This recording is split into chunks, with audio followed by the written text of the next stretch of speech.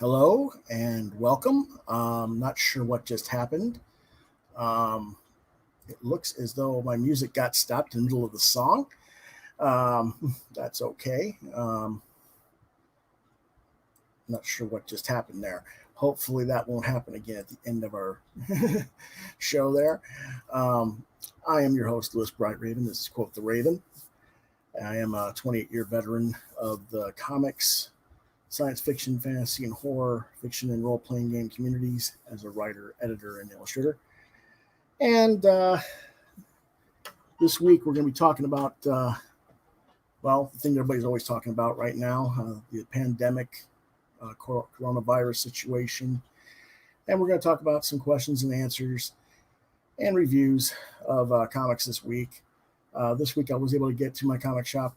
Diamond allowed comic book stores to sell stuff a day early. Usually even though retailers get their books on Mondays or Tuesdays, you're not allowed to sell them until Wednesdays normally. This week on Tuesday, Diamond announced that they were allowed to sell them on Tuesdays. So I was able to get my books on Tuesday this week. So I do have some stuff for this week to review, as well as some back stock that finally came in that we were able to review. So we'll get to that.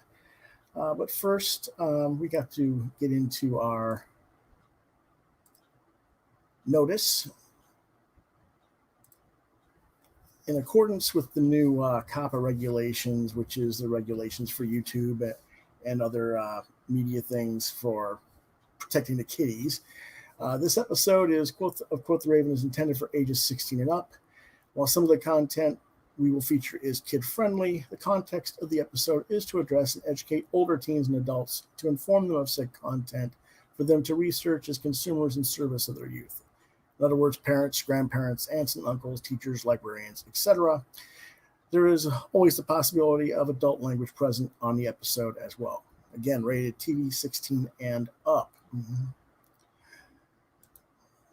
And with that being said, we're going to go ahead and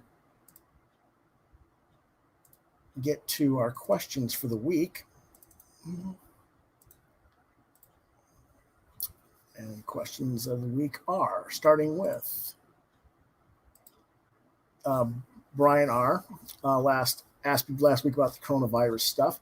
And he asked this week, have you changed your mind any since last week concerning the coronavirus and how it affects things? Last week, you seemed pretty glib about it. I wouldn't necessarily say I was glib, but maybe I did come across that way. If I did, I apologize. I guess what I was getting at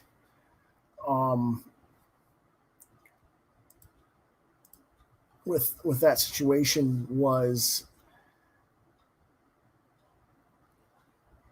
I think that our media has gotten a little bit too panicky a little bit, and it's caused a lot of consternation in the communities. And I just kind of just want to, hey, chill out, relax, back up a little bit. There are 11,000 cases of confirmed parties with coronavirus in the United States, according to the most recent news that was like 2-3 hours ago that I saw. And we're talking about a population of how many hundreds of millions in the country? That doesn't mean I'm dismissing those people or that I don't wish them, that I wish them any ill will or anything. I hope they get better. But my point is, it's not something for us to all be, running around like our hair's on fire either. And so, while you want to practice, reasonably safe behaviors, in public and everything, it's not something that is, you should not, be afraid to step out of your own home at this point. I'm not saying that situation won't get worse. There's been a lot of speculation by people who are in the World Health Organization, people who are experts in this stuff, that are talking about the possibility of multiple virus pandemics coming over the next few years because of global warming situations, new strains of viruses that were dormant for decades, centuries, that are coming back now, and we don't have enough resources or enough treatment for them. So it's, we're looking at some serious times here, but again, it's not the time to panic. Do the Douglas Adams thing. Yeah. Don't panic. Get your towel, and you'll be okay. And if you don't know what that reference is, I can't help you. But for that being said, I think that people are trying to do the right thing. I think that the industry is starting to do things. The comic book industry is starting to do things to try and help one another at different tiers of the business. We'll talk about that in a little bit. So, one step at a time, Brian. One step at a time. Mm-hmm. Our next question is from Eric T. in South Carolina. He asks, how come you have not done a multiple person panel event on the show yet? Will we get one now that everyone's at home?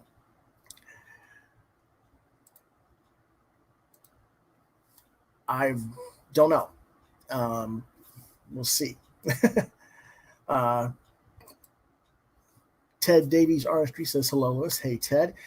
Ted is not on the show as far as being on camera tonight because he's working. He's listening in the background as he works on his new comic series, Albino Zulu. As soon as that project is up and ready to go, and he's ready to come on the show, we'll talk about that in a future episode. He has talked about it on his channel, and unfortunately, I don't have his YouTube channel right off the bat to put a link to. I apologize, Ted, but yeah, it's there. There's other people. I've invited some other people tonight. A lot of people are working. A lot of people are actually out helping others, which is a good thing in these times. So, I'd rather that people were out making sure the food bank gets to the people it needs to get to,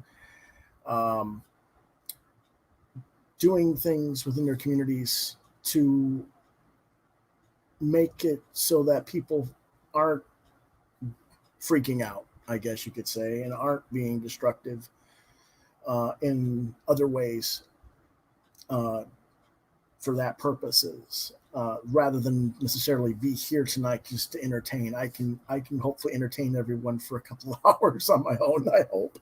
I've been doing it regularly, so I try to anyway.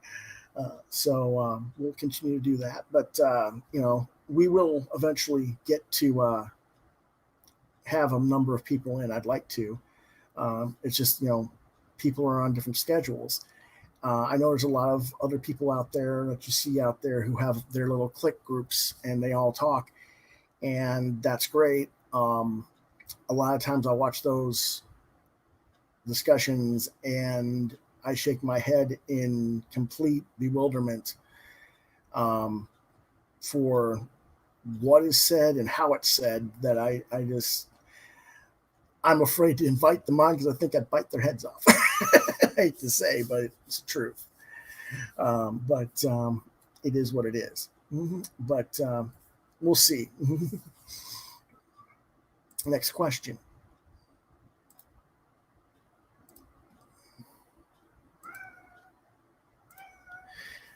It's from Chris in Georgia.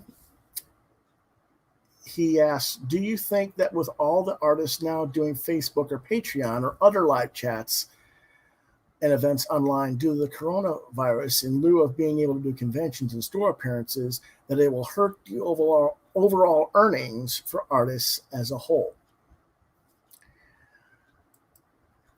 Not in the immediate future. Depends on how prolonged a situation this will be. Most of the people that I've seen doing Facebook, doing live chats on YouTube, or have been doing that right along before this situation came about. They've been doing it for weeks or months, and we're already established. And it was more of a simple transition for them to come over to a digital platform to market and do things in lieu of the conventions. The majority of people that are missing out really haven't come to the digital platform yet that I see, and I'm not sure they will. But we'll have to wait and see where that's going. Yeah. And Ted says, thanks for the shout out. No problem, Ted. I always try to promote other people, as you all know. But yeah,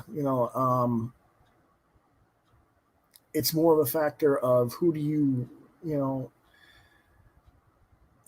there's a lot of podcasts out there. There's a lot of creators out there who already do Facebook time and Patreons and other things that market themselves. So this is just, an extension of that more so than anything else. I don't think it's going to hurt anybody. I suppose if we get a huge influx of newcomers, there'll be a lot of white noise. It'll be hard to get your signal across to some extent. But then again, those of us who are already established, have an audience base already. So, I don't know. I think that that's going to depend on how long this lasts. If it's a huge influx, move over to digital from everybody in the market, all the creators, then it won't be a social media platform interaction situation. It'll be much larger. It'll be a movement towards the entirety of the market shifting towards the digital and social funding platforms, I think. And I don't want to see that happen. That would put a lot of people out of work in the brick and mortar side of the industry. And as much as I criticize the brick and mortar side, these people are human beings. They have families to support. We don't want them to go without. That's not going to help anybody. So, it's, again, it's one step at a time. We'll see where it goes as we progress. Eric, or Chris, rather. Pardon me. Our next question is from our buddy Santos out in Round Lake, Illinois. And he asks, do you think that Marvel and DC or Diamond, or all three, as a whole, should make all comics returnable for the foreseeable future due to recent events? Why or why not? Nobody's making their comics fully returnable. Even the guys that are patting their backs and bragging about it. And there are people doing that. I'm sorry. Eric Stevenson and Ross Ritchie, just because you're announcing it, they're smug about it. I'm sorry. That's how they come across in their press releases to me, and the way they're presenting themselves online to me. They're only cutting like a 33% back, or returnability, 20% returnability, not full returnability as I understand it. And we'll talk about that in a little bit. Again, as far as making things fully returnable, that's not the issue here. The issue here is it's not even about putting a delay of books out, although I guess that would help the publishers in terms of not having to print stuff. But having a delay in shipping the goods until new content, until stuff is resolved so that we can go back to some semblance of normalcy might not be a bad idea. It would then turn to the fandom and the retailers to understand that it's time to start cataloging and cleaning out the back stocks in these brick and mortar stores and supporting what we can find and getting and supporting our distributors, our retailers through that methodology, rather than week to week. What can I get that's new? Because there's a lot of stuff out there, depending on the store, that we should be able to get that we missed the first time around. Looking through the back stock of stuff, and I think if retailers know they're not having to spend a lot of money on incoming content, they have the time to properly inventory and set up and present their product to customers so that they can move that product out if they need to. So I think that might be an option to be looked at. There's obviously, we want to try to avoid people going through a bunch of people in the crowd seeing, going through all the back issues all the time in this circumstance. But, a lot of us can work online with our retailers. We know what holes are in our collections. Stay at home, go through your collection, find the holes in your collection, email your retailer and say, hey, do you have this in your back stock? How much? You got it? I'll come buy it. Type thing. That could also be a possible remedy if we're going to cut back on that. And I think we should. But, again, that's, you're talking about mega corporations here that are going to be looking at other things here, because you got to remember Marvel and DC are bigger entities, are parts of bigger entities that are also getting hit in other markets right now. Think about all the stuff with the theaters closing, all the box office loss that Disney and Time Warner are taking right now on films. They're not going to want to necessarily cut back on what they consider to be guaranteed sell-through to the retailers.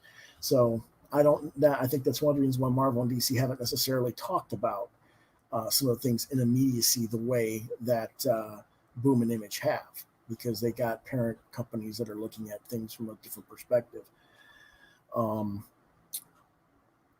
have to wait and see on that too. Everything's in fluid motion. Do I think it should happen? Make all comics returnable? I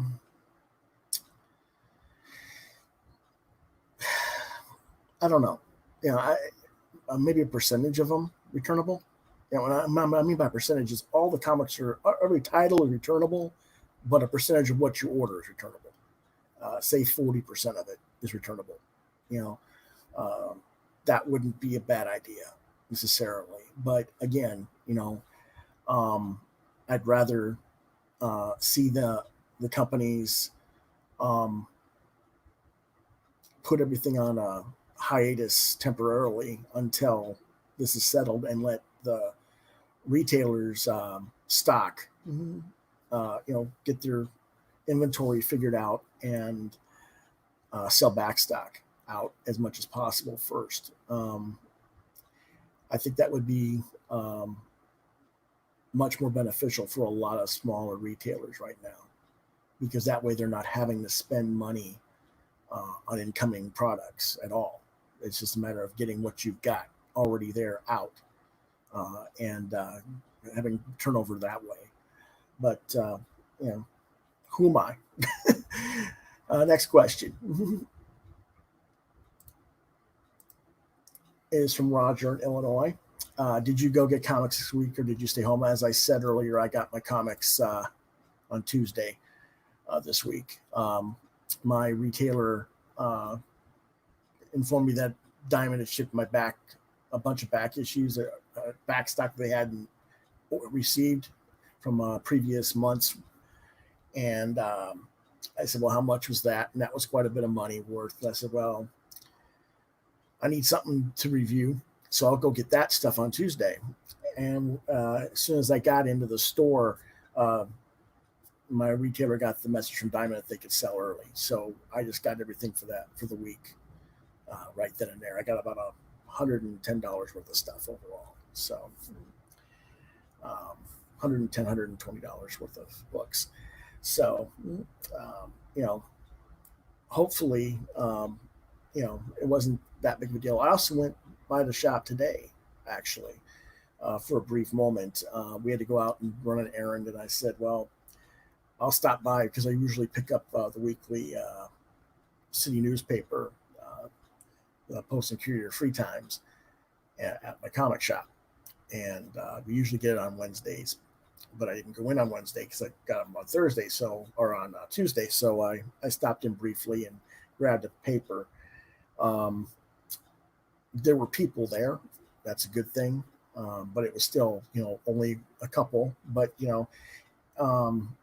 usually when I go in the store, unless there's a major event going on, the store is not particularly packed with the customers. So even on a comics day. So, I don't know if that's because people around here in Columbia go on the weekend and I go on the middle of the week. I don't know, because I don't typically go over there on the weekend. So, it could be just people go at different times. So, and I think that's fine. So, but yeah, I got them this week, and I'll get them next week too, as long as Diamond ships the product.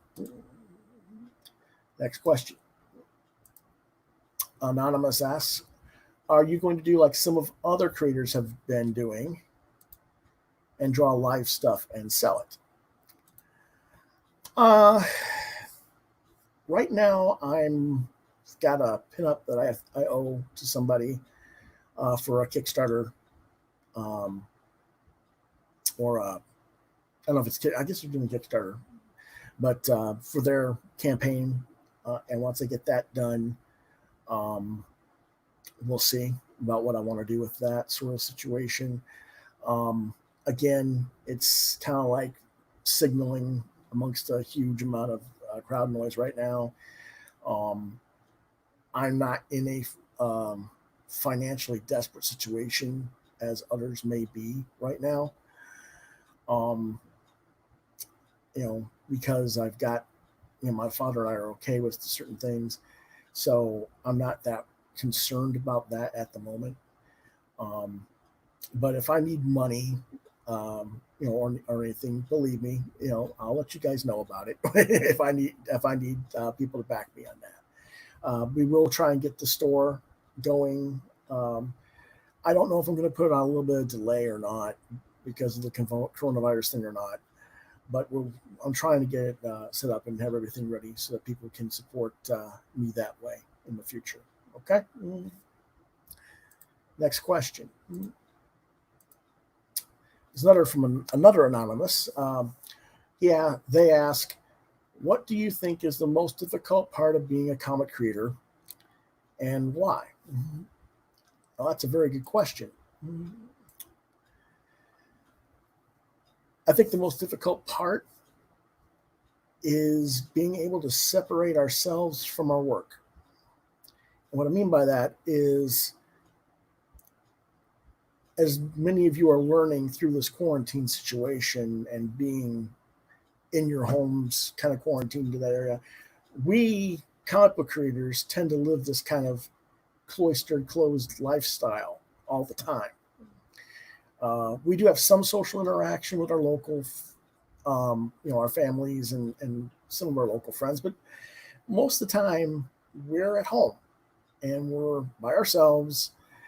And so the work becomes an extension of ourselves.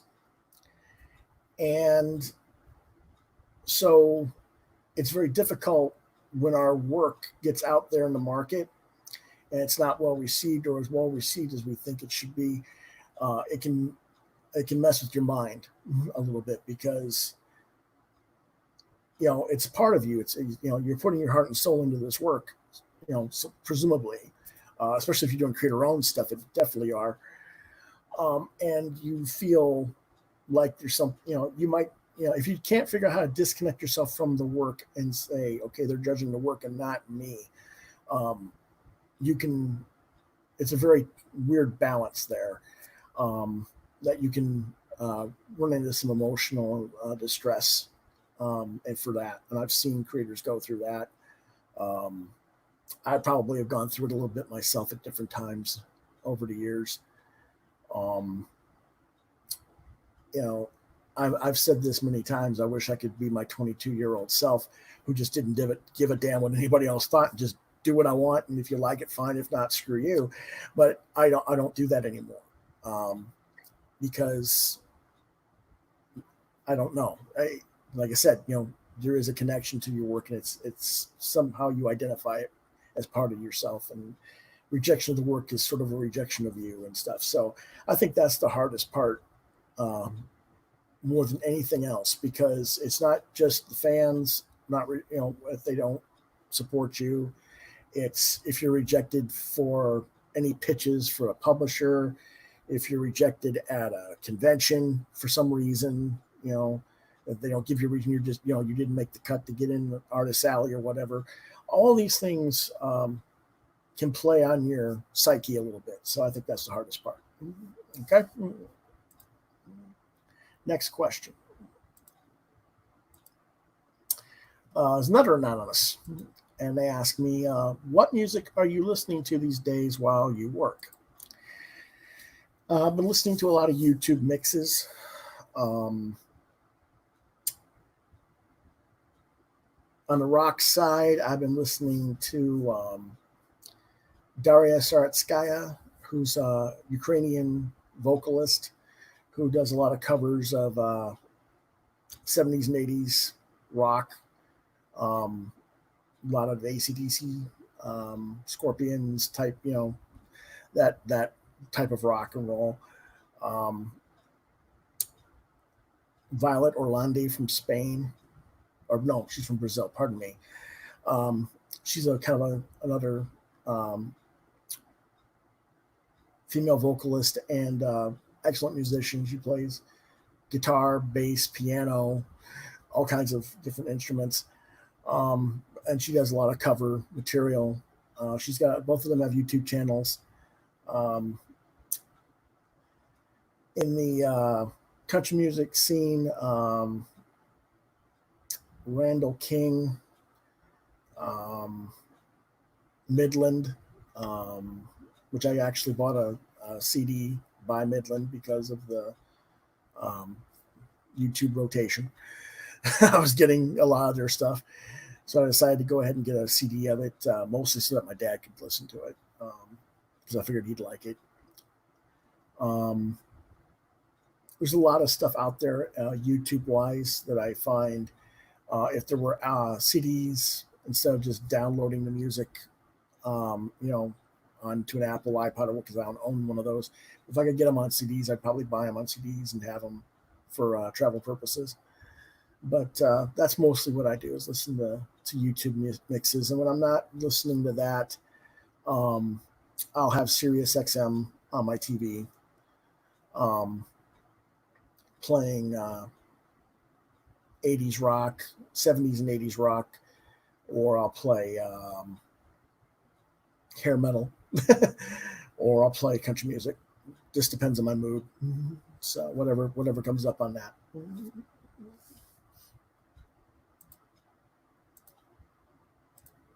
Next question. Okay. And another anonymous, I think it's the same person who asked me about the music. Asked me if I watch anybody else's podcasts on a regular basis, or can you recommend any to viewers? Well, I already gave one shout out to Ted Davies Artistry. Look up Ted on YouTube. He just started his channel. He's got like 4 or 5 videos, I think, up right now. He's talking about his albino Zulu book. He has one about creating a story arc a video on that.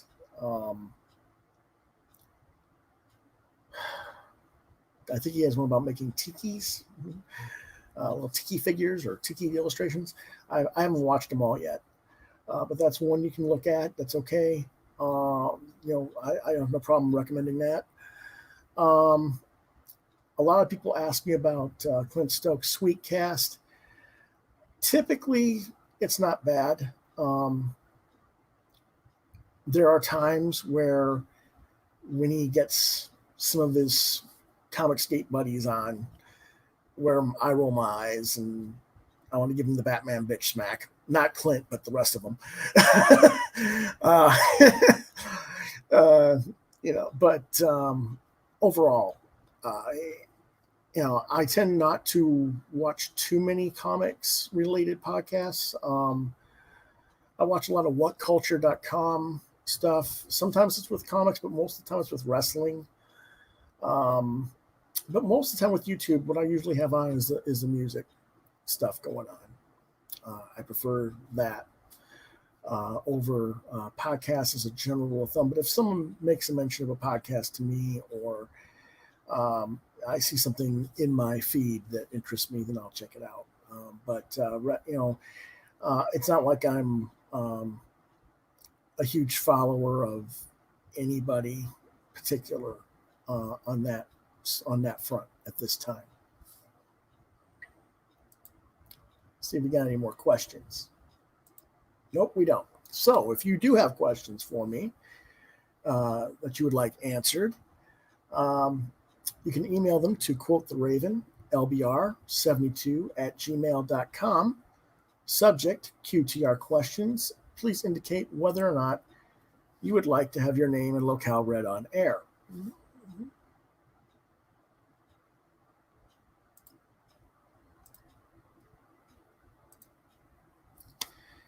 Now, I said we were going to talk about some of the stuff that the comic book industry is doing in terms of the coronavirus and some of the efforts that are being made to try and help at different tiers.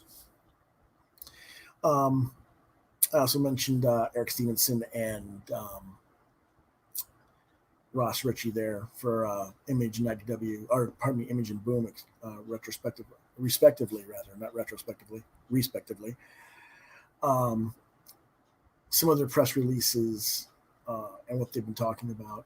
And I'm not saying that what they are saying is wrong or that they're doing the wrong thing. They're not doing anything wrong. They're doing reasonably sensible things. But let's go ahead and take a quick look at some of that.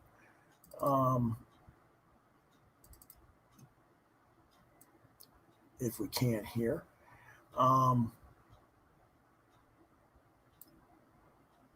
Here, share the screen here. There we go. This is often Newsarama, but this is a shared email that came from Ross Ritchie from Boom Studios. It reads, "To our retail partners, this is the moment where everything changes, except for one thing. We are all experiencing a lot of disruption personally and professionally. It feels like every day brings new challenges. I run a business and you run a business. We do the same thing. We sell comic books together. That's why in 2017, I started tweeting that everyone in the comic book industry should hashtag boost your LCS because local comic book shops are the lifeblood of this industry. And then I put my money where my mouth is. We introduced the Boom Guarantee Retailer Program, providing what I and many of you believe is the best retailer program in comics. In 2020, we're making 33% of single issues and 20% of our graphic novel releases returnable each month for comic shop retailers, while also reducing our output 10% to ensure we earn our place on your shelves. This program is free for comic shop retailers. You can sign up right now." Now, reason I'm pausing at that point, we're going to go back to what he wrote. Again, 33% retailer return ability. That's not bad. That I don't know if but that's not clear either. Is he saying 33% of the titles offered are being given the option of returnability, or does he mean all Boom titles up to a third of whatever you order can be considered returnable, and 20% of whatever trades you order? I don't know exactly how that phrasing isn't clear, but I think it's the latter. I hope it's the latter, but again, that needs a little bit of clarification. Let's go back to what he wrote. But these times require. Oh, hold on a second. I want to get one more thing in there. He talks about cutting back the line of titles. And this is something that he's been talking about a lot lately, even before the coronavirus situation, as is Eric Stevenson. And we'll talk about, I've mentioned this before in previous episodes, and we'll get to that again in a moment. But I don't think that is 10% of what you cut your percentage 10%. You weren't putting that many books out to say you cut a lot of books. If you were putting out 50 titles, you cut 5. Ooh, not exactly a thrilling, masterpiece here, of doing anything significant, shall we say? Now, if Marvel and DC cut 10% of their books, it would be like 10 or 15 titles each company. That's that, or more, even because I think they're doing somewhere close to 100 to 120 books a month. Some of them, in fact, maybe not. Maybe they've cut down some too, but that's kind of the thing here. Marvel and DC put out like maybe double what Boom does to begin with. So, anyway, we'll get back to the letter. Get back to what he was saying. Ross continues, we've been in conversations with Diamond Comics distributors about our ideas for immediate additional relief and support that we believe should be adopted industry-wide, including extended returnability. That means returnability for additional months, not just immediate 30 or 60 days, but like a 6-month returnability. I think the returnability clause is like 60 days, and they want to make it like 6 months due to the coronavirus, which is not a bad idea. A unified approach from all major publishers would make this process easier for each of you and ultimately for every one of your customers. Theoretically, yes. Not necessarily, but theoretically. But okay, either way, that's not a major deal until everybody is doing it or not doing it. He goes on to say, well, we'll shortly announce new additional initiatives that will provide new cash flow opportunities for comic shops. We're also taking immediate steps right now, including paid support of our #booster LCS programs through social media, reaching 357,000 plus fans, to make sure your customers in your area know all about their pre-order options and where to get their new comics every Wednesday. We're also spotlighting retailers adopting safe service efforts so that your customers know there's nothing stopping them from safely acquiring their favorite new comics. I'm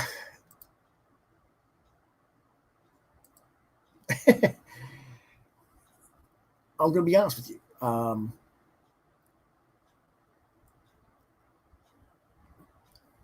While Diamond is doing the best to handle the books and get them shipped out properly, presumably UPS and FedEx and all these other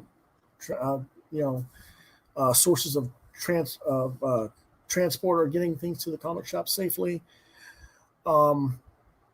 Even the news today said, if you get any packages from Amazon, you get any packages from UPS, you get any packages from FedEx, the first thing you do is you let it sit for 24 hours because it may be infected, and you let it sit outside, not, if you can.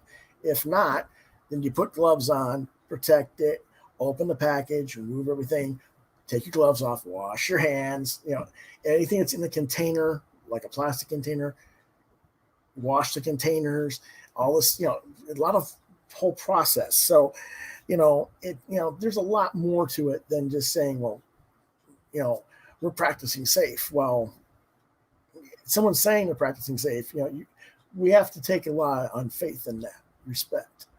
And that doesn't mean that you shouldn't go to your comic shop or that you should be worried. The truth of the matter is, as I said, 11,000 people out of a country of hundreds of millions of Americans have gotten it. So I'm not saying it won't happen. I'm not saying you can't get it. I hope nobody does, but you can't live your life in fear of it either. Is the best way I can phrase it. So, that to me is not a major. I guess it's nice to be reassuring, but to me, it's just kid talk to me. Pat the person on the head. It's going to be okay type talk, and that's not necessary. At the same time, at the same time, we're evaluating options to further stagger or reduce our new shipments over the coming months. We want to make sure we engage in conversation with retailers to understand what will ultimately provide the greatest relief while not negatively impacting your bottom line. Well, the reality is it can't just be the retailer's bottom line. It's a mutual thing. If you're partners and retailers want to be partners, they have to understand that the publishers have a bottom line too.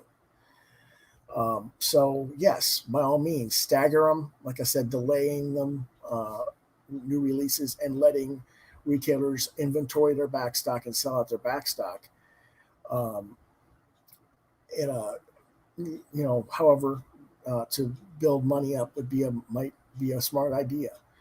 And if this is part of that initiative, then okay, shout out to Ross. But I don't know if that's really what he had in mind. I think it's just, the main thing I have with Ross is that, the beginning of this article, which is where I did this, I did that, yeah,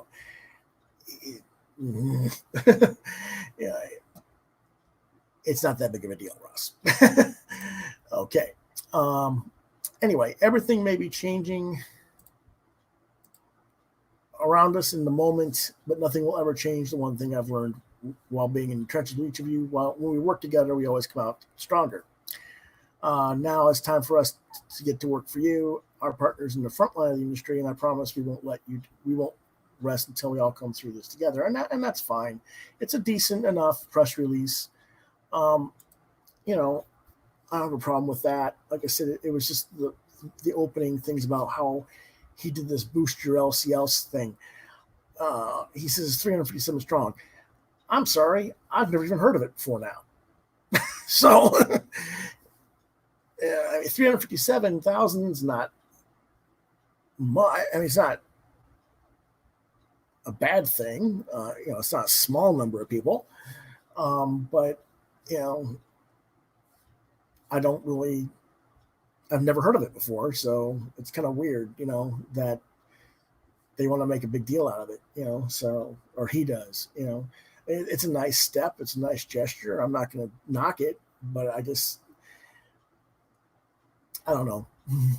I guess in a lot of ways, some people who criticize me for the things I've done in my past too, so I guess I shouldn't be critical, but it just feels weird to me a little bit. That cuts off that. And then we got Eric Stevenson talking as well. And, Eric's talking about, they've offered full returnability in the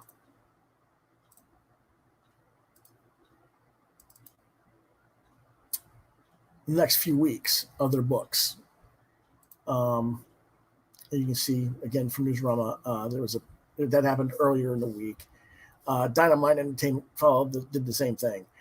And of course, I already mentioned that Diamond allowed comic books to begin selling this week's books early. There's other things going on. People are making an effort, and that's a good thing.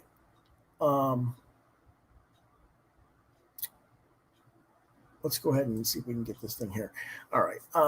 Steven says, bottom line, stores are suffering. Well, you know, everybody's suffering right now. It's not just comic book shops. There's a lot of, all stores, all small businesses are suffering right now.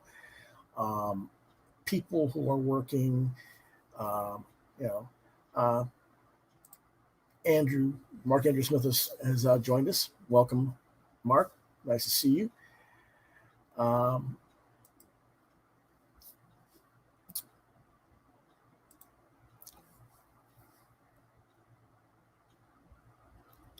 That is not to suggest that comic book shop owners aren't suffering, but let's be brutally blunt: comic book shop owners have been suffering for years on end because of the practices of Diamond, because of the practices of the industry, and we've long heard the ails and wails of the retail community about this. So to say, well, this one thing, now that we've got a pandemic on our hands, now we'll do something. The reality is that if the industry had listened to the retailers and had listened to people like myself, like the late Gary Reed, like Dan Vado, like Randy Zimmerman, decades ago, when we were telling you what you were doing wrong, we wouldn't be in this situation. Or at least if we were, we wouldn't be in as rough of a situation. And, I mean, obviously, comic book shops would still be having to deal with statewide closures and edicts from the local government. That's something that we can't control. But as far as what we release and how we release it and price points and the different things that we've been not doing well over the years, over the last couple of decades. If it takes this pandemic to get it corrected, hopefully, if we're going to do this as a unified whole, as an industry, all the major publishers, everybody needs to take a step back and say, okay, if we're doing this, it shouldn't be a short-term thing to just deal with this one little moment in time. This is something that we need to start looking at for a full-time future. And I don't know, I'm not saying that Ross or Eric aren't thinking that way. They may very well be. I don't know. Haven't talked to them about it.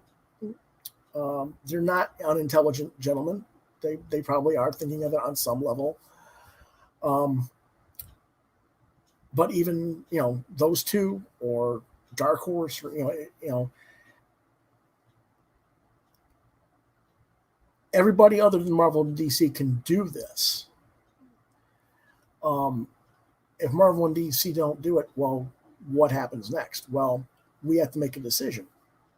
If Marvel and DC don't want to work that system out and work for the future of not so much shrinking the industry down, but or downsizing it, but modifying it so that we have proper distribution and proper products at a proper price point, staggered correctly, so that retailers can afford to operate, and not just use the Diamond system, but also use the other platforms that are available for all the stuff that Diamond doesn't carry, because there's a lot out there. That would be beneficial to our brick and mortar stores as well. Then Ross and Eric and Mike Richardson at Dark Horse, and the Pruitts at Scout and Aftershock, Mike Martz at Aftershock, the guys over at Vault Comics. Everybody's going to have to start taking up some time to think about maybe separating from Marvel and DC and building a new distribution channel for them. Everybody but Marvel and DC. And build this thing so that the retailers and the comic book fans and the world understands that the comic book industry is not Marvel and DC led, and it is not Marvel and DC centric. We have a lot more to offer than that. And if it takes this pandemic situation to get us there, then I guess then we'll have some minor benefit of that. But I don't know if people will want to look at that in the long term or just want to look for a short term solution. I think most people are wanting a short term solution. I don't think that's going to sustain us in the long run and help the brick and mortar stores in the long run. I really don't. So we'll have to wait and see. But we're in interesting times for that. Back to Eric.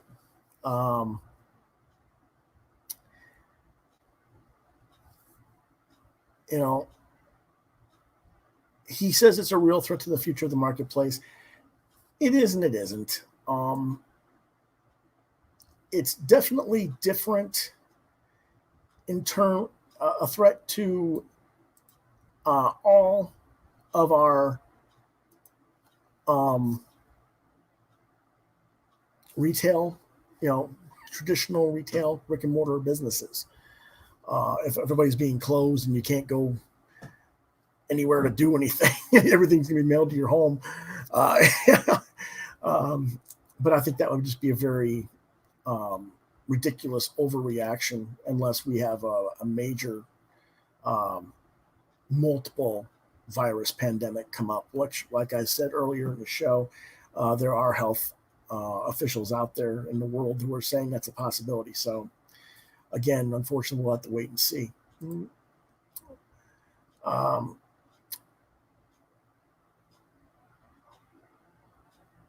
He's talking about the announced full returnability on titles released in the next few weeks. The current plan is to accept returns on the comics and books released over the next 60 days. That means through probably the end of May, I would guess. Diamond is finalizing the language of that. And he's also made a recommendation to work out some kind of delayed billing plan.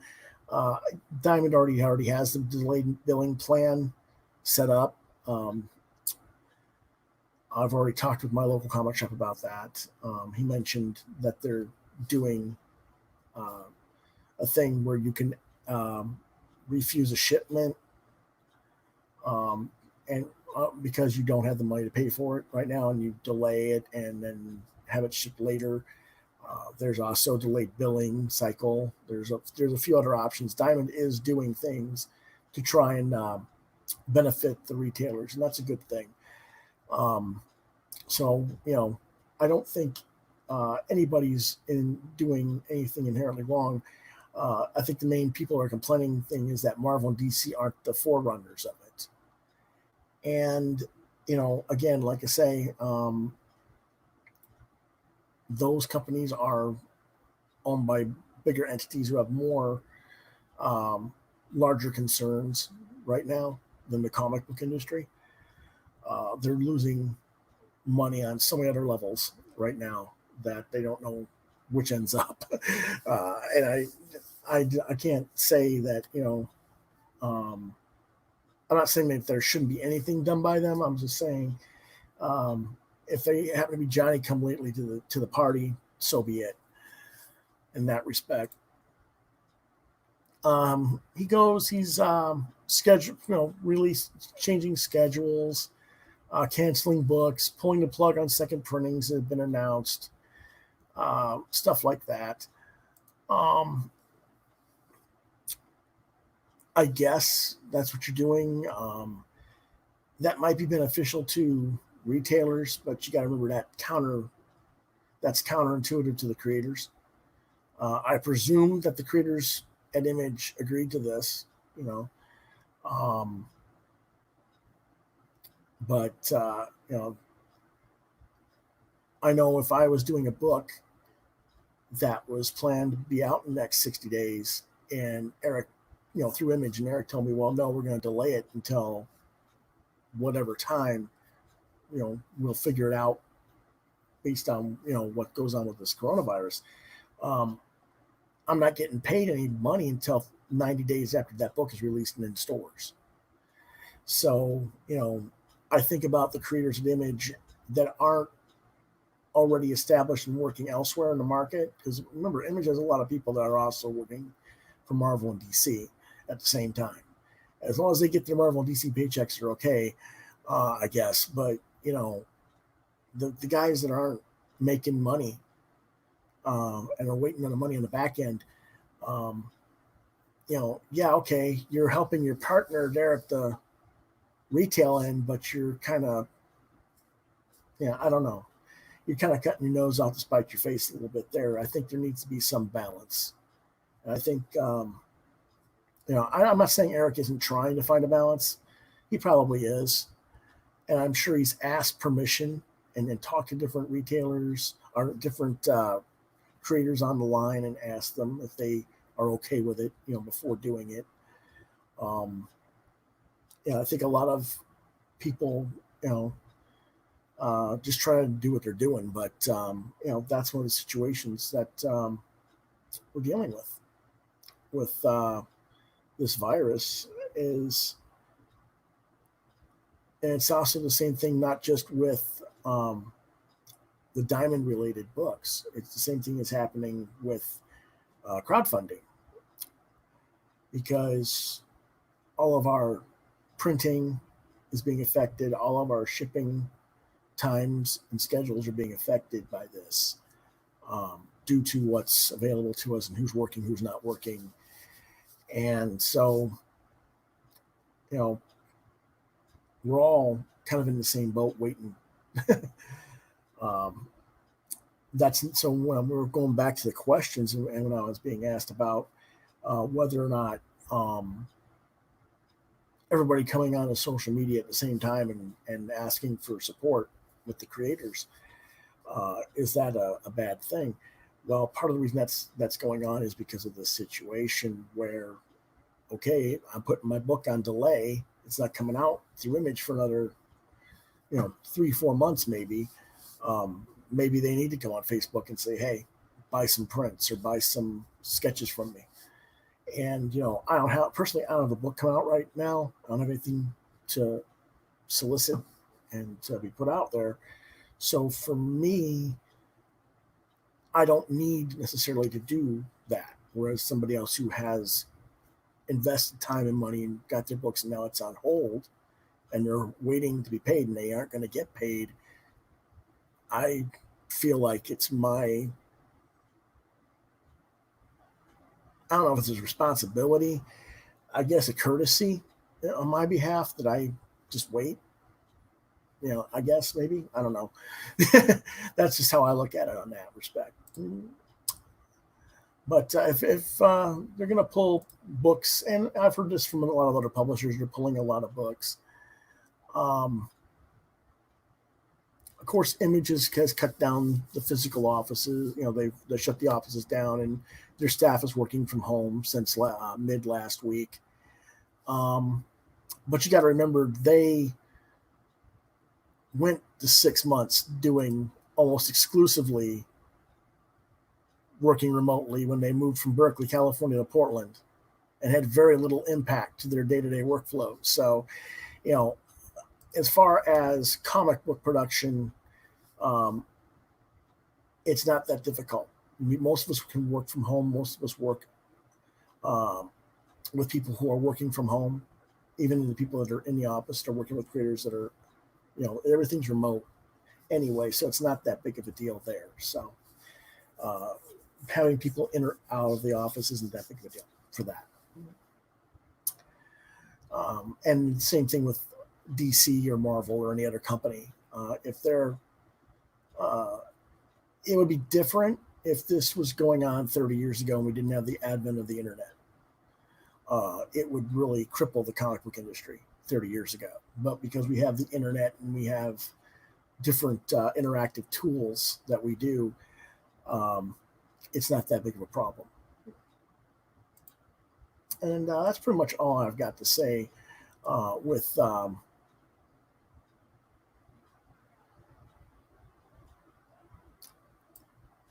with that scenario.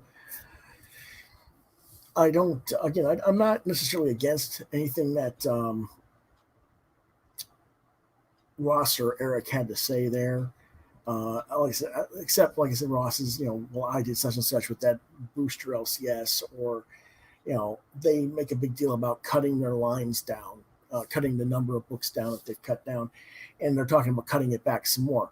Okay, cut it back. Now, what are you going to cut back? You're going to cut back the books done by your lesser known talent instead of your stars that are also got multiple books by other competitors. In all likelihood, and that's what I would criticize them for if that's what they end up doing. I'll be nice. I'll wait and see what they cut, who and what they cut. But if they cut they aren't cutting the guys that already have plenty of work elsewhere, yeah, I'll be critical of them, because if you're going to be fair, you got to be fair to everybody. And if someone's already got guaranteed page rate or script rate coming in from working for Marvel or DC on 2 or 3 titles, and they got an Image book or a Boom create your own book, and you cut someone else's title that doesn't have that luxury and doesn't have that guarantee income coming in for those books, that's not right. So that's where I would be a little bit that's where I would keep my eye out a little bit on them, be a little bit scrutinizing in that respect. But we'll see what happens there. Okay, so let's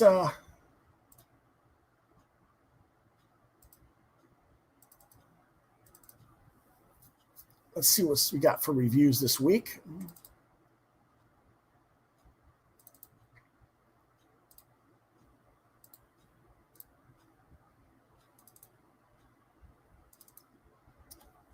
And we start with Boom Studios, Alienated, number 2, $3.99. The writer is Simon Spurrier. The artist is Chris Wildgoose. The colorist is Andre May. The letterer is Jim Campbell.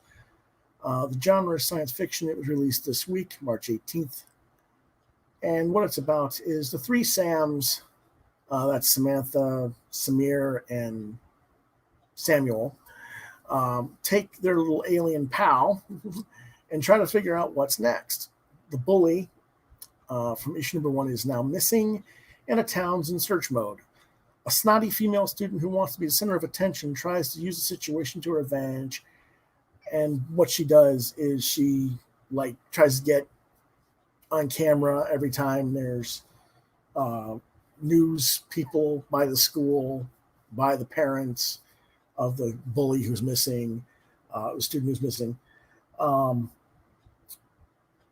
She does a performance, stage performance, where the song that she sings is for the missing person, other things that, and it's all, kind of like annoying.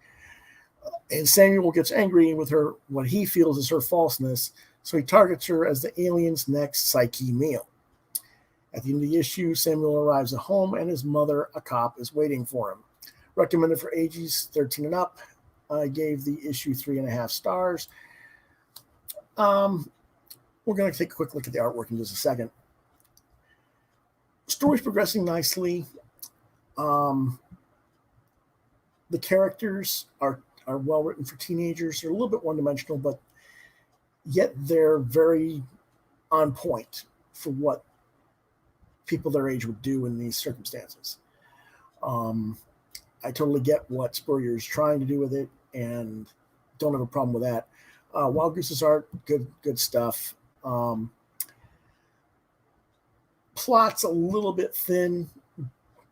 Not really sure, but I think I know why certain things are happening early on in the story. Early on in the story, Samuel's having a nightmare about the bully, and he sees the bully in his mind as the bully looking in the mirror, talking about how he wants to be recognized and acknowledged and stuff like that. And he has a gun and he's pulling out of his waistband. And Samuel wakes up from that. and it's something that basically I think the alien fed off the kid's psyche, the bully psyche, and now I think they're going to start seeing in the next issue maybe some dream sequences of what the girl he just fed off of, the alien just fed off of, has. And I think that's kind of weird, but we'll wait and see where that goes and exactly what the effects of the alien feeding on these students is, because they really haven't shown it yet, but probably will in the next issue. So let's take a quick look at the artwork.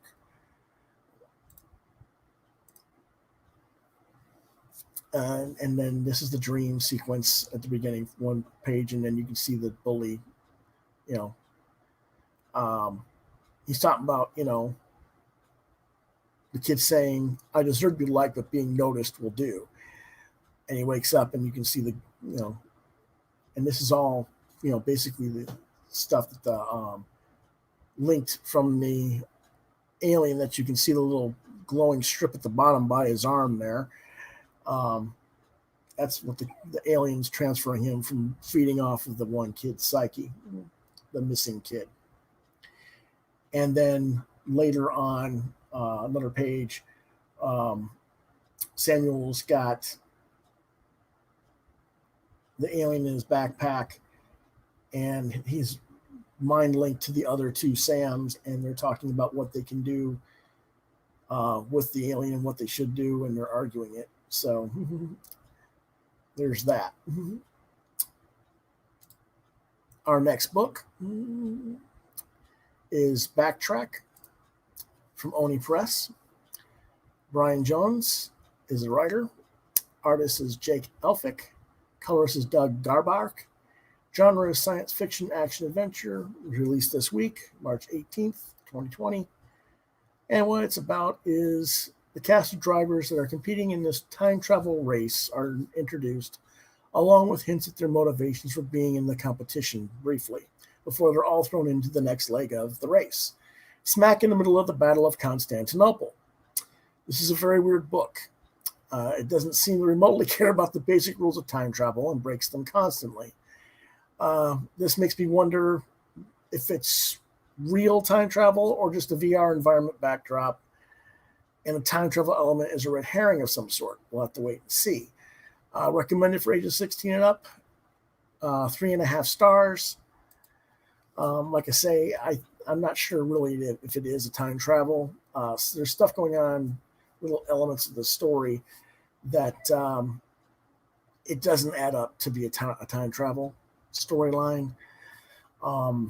They're saying the guy that runs the race is it's an illegal breach of time, and these other characters are dying in the past, some of these drivers. And in the first issue, you had vehicles that were in the prehistoric, with the dinosaurs. Now you got them in the Battle of Constantinople, and these warriors at the Battle of Constantinople see modern day cars driving at them. How could these things not affect the timeline if this is what was going on? So it's just it's like I think this is more of a VR situation. And there's another driver in here who says he's snuck into the race that's trying to stop the race and stop the guy who's running the race. And I think they're probably in cahoots, but we don't really know yet. But it's interesting, but I just wonder if the whole time travel element is one big red herring. We'll have to wait and see. But it's not a bad book for what it is. Some people aren't going to like it. They think it's too derivative of different things, and I can see where they're coming from. Very much derivative of a lot of different B level movies. But if it's what you like, for me, it's not that bad. Like I said, I give it 3.5 stars. It's a little bit above average for what it is. But I can see why some people don't like it. I've seen some bad reviews for it. Let's take a look at the art.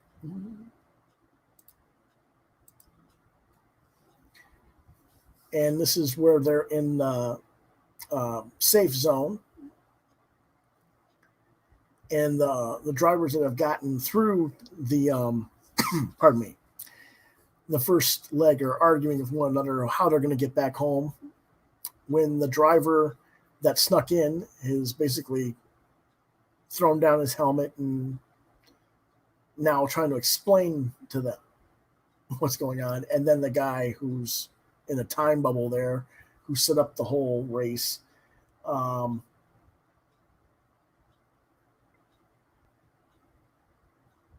you know, and they're already asking some of these intelligent questions. Um,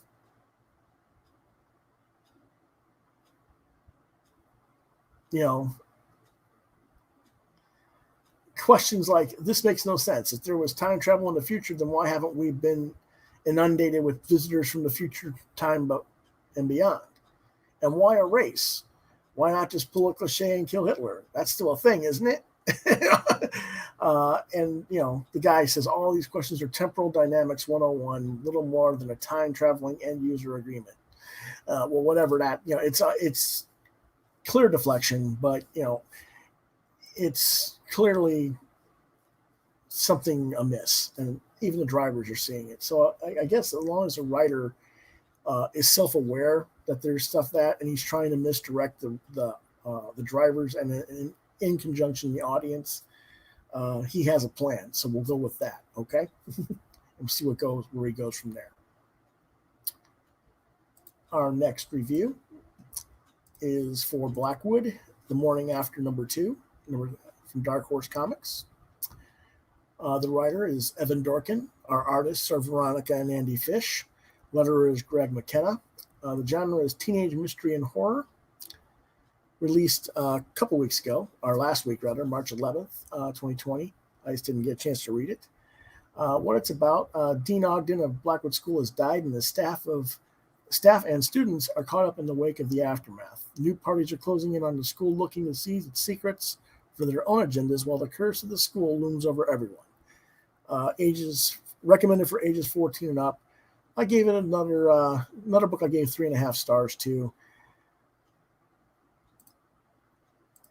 Let's do a quick look at the first few pages of it. They're taking some of the students are taking books from Dean's office back to the library, and they're talking about one of their fellow students who died in the first issue, possibly, going to try to resurrect their friend, so he's not a ghost haunting the grounds. And so they go into this really cool, visual, nice design of the library with light prism effect and everything. And they have a little conversation with the librarian.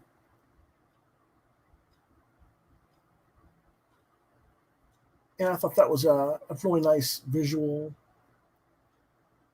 there. New character, Ms. Hodgson rather, and different other things going on with this little element of the story early on in the issue that I enjoyed because it was unique. I hadn't seen that sort of thing before. But the story is progressing with outside forces trying to basically take over the school, as the interim dean is a little bit overwhelmed with what's going on. And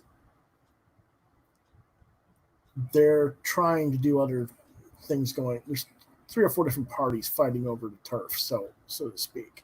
And the kids are caught in the middle. And we just don't know what's up next, and we'll find out as one of the students confronts a ghost teenager that's already there haunting the castle, or haunting the school rather. And so, if you like, I guess I could say the book is sort of like a gothic Harry Potter type thing. In a roundabout sort of way, or more of a gothic, dark magicians. If you watch the Magicians on Sci-Fi, it's in that vein a little bit. I think Devin Dorkin's doing some interesting stuff there with it. You know, it's a good book for what it is, and I'm not. You know, I enjoyed the first miniseries. I'm waiting to see just a little bit more though. And I think there's only 4 issues of this one, so to be halfway through it, it's I'm hoping it picks up the pace a little bit. Mm-hmm. Next book is Green Lantern Legacy, $9.99. The publisher is DC Comics for their DC Kids line. It's a little graphic novel. The writer is Min Lei. The artist is Andy Tong. The colorist is Sarah Stern, and the letterer is Ariana Mar or Mayer. I don't know how she pronounces her last name. The genre is teen superhero. It was released back in January of 2020. I just got it this week because Diamond didn't ship. They shorted my store back in January, and this is when they finally got it, got the back order through. What it's about is 13-year-old Ty Pam lives in the apartment above his grandmother's store, where his room is filled with sketchbooks and comics. But when his grandmother passes away, he inherits her jade ring and is brought into the world of the Green Lantern Corps. Does he have the will and imagination to uphold his grandmother's legacy? Recommended for ages 12 and up, and I gave it a 5-star rating. Now, this book I don't have artwork for because it just didn't have time to do all the scans and everything that I wanted. This is a smaller book, as you can see, compared to a regular size comic.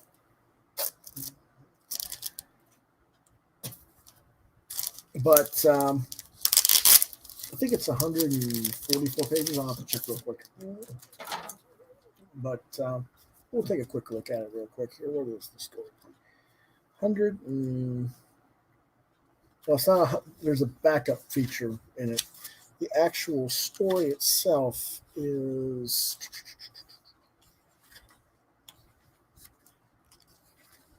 126 pages of actual story for the actual book. Let's see if I can show you some of it.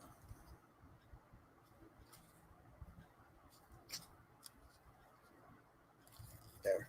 This is after he's inherited the ring, and he gets transported mentally to Oa, and he meets John Stewart.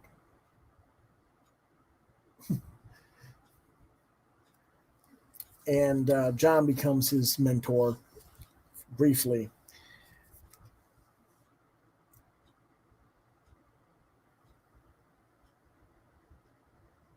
Sorry about the reflection of the light there from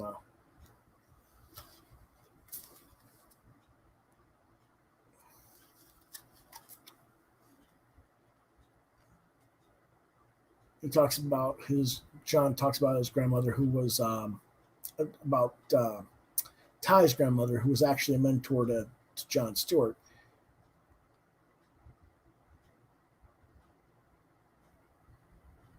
And he sees what he thinks is his grandmother, and what it actually is his grandmother's spirit that's in the ring, a part of her spirit. He goes, well, the physical body's gone, but I'm still with you inside the ring to an extent, type thing. And gets trained in what's going on. Now, at home on Earth, the restaurant, or the store rather, that his grandmother owned kept being attacked because they're Vietnamese in what you can say is Oriental town of Coast City. It'd be like going to Chinatown in San Francisco or something. And people drive by and throw bricks at the windows and tell the Orientals to go home, type thing. And he confronts those people when they try to attack the store again with the ring, and he runs into another party who, unbeknownst to him, is a member of the Sinestro Corps. And this kid ends up fighting this guy from the Sinestro Corps who was a failed protege of his grandmother. So it's a very well-rounded storyline, complete story. And, I hear a lot of people who complain about all the different Green Lanterns there are, and how many different how DC's been putting out a lot of different ethnicities of Green Lantern. Why can't we just have our Hal Jordan and Kyle Rayner type thing? If the book's not for you, don't whine. But this is one, this and Far Sector are basically the best two Green Lantern books I've seen in decades. So definitely a 5-star book. Cannot recommend it enough, especially for younger readers. If you want to get them to read Green Lantern and not have to worry about Red Lanterns puking up their internal organs and zombie lanterns from the Black Lanterns and all that other junk, there you go. This is the book to get. And I just got a message from Facebook. Let's see what's up.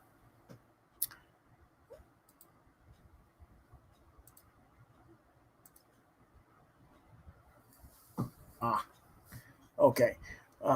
Since two of my regular viewers are just a little bit busy right now, one's sick, allergies, thank goodness, not coronavirus. And the other one said he'll watch the show a little bit later, which is fine. That's cool. So, again, cannot recommend this book highly enough. Andy should be a star in this business. I think he's been around for a long time. He did a lot of Marvel work over in for the UK division, but not in the American market. But he's been around, I want to say, since the early 2000s. I know I came across him when he was working with Mike Barron on a book called The Architect. Mike asked me to test ink on Andy. Pardon me, I get a little hiccup here.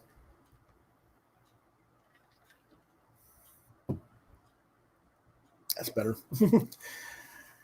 So, yeah, I'm glad to see him get a higher profile book, so to speak, out of this particular project, and I hope that it leads for more for him, because he deserves it, and did a really nice job on this book.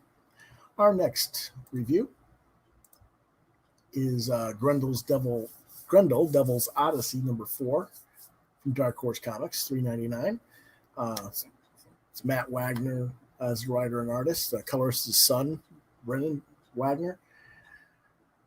Genre is science fiction action adventure, released March 18th, 2020. And what it's about is Grendel Prime and his droidhead ally Sigma 7 search the stars for a new home for humanity. But on this frozen planet he discovered this last issue, he has been captured by a trio of aliens and encased in a block of ice. Will they ever allow him to leave, or can he escape, and if so, at what cost? It's recommended for 16 and up, and I gave it 4 out of 5 stars.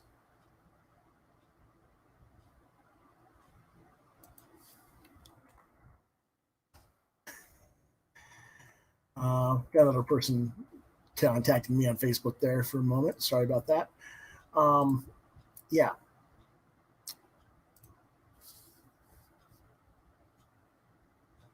Wagner is one of our better talents in the industry.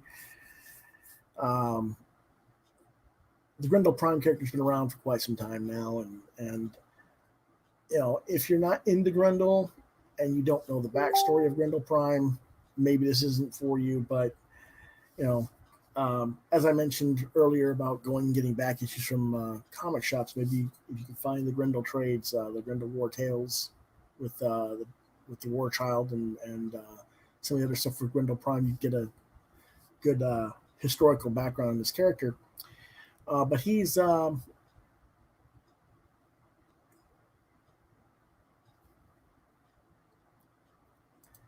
in this particular storyline, he's, like I said, he's been captured, and whoops, thought I had artwork for that. I don't. So we will quickly cut back. Let me see if I can find the book real quick here. There it is. You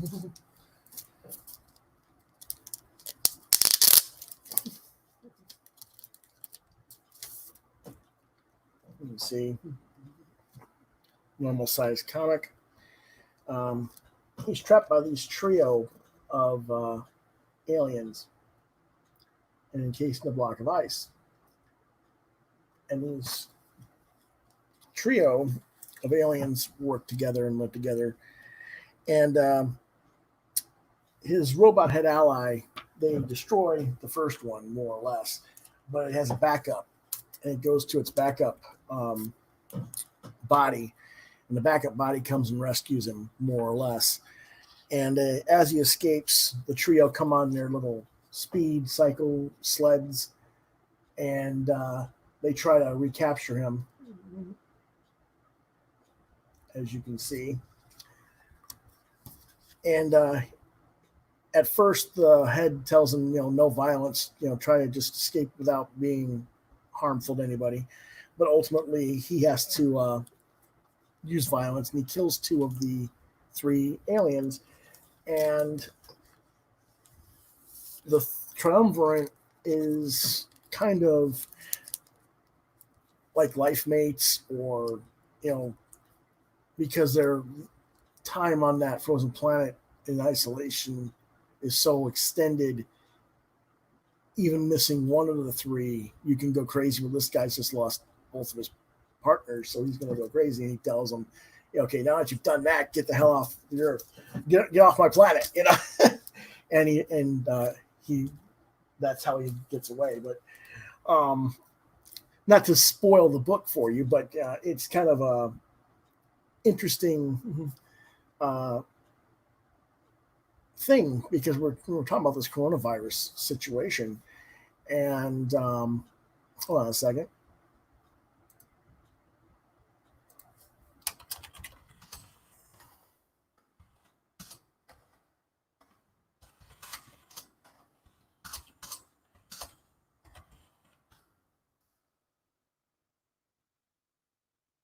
There we go.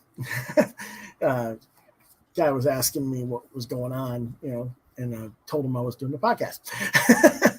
But there we go. The isolationism, type thing, and the themes in that particular issue kind of speak to what's going on a little bit, and where we could theoretically wind up, I suppose, if we let it get too far. So that was kind of interesting timing in that respect with what's going on in the world today.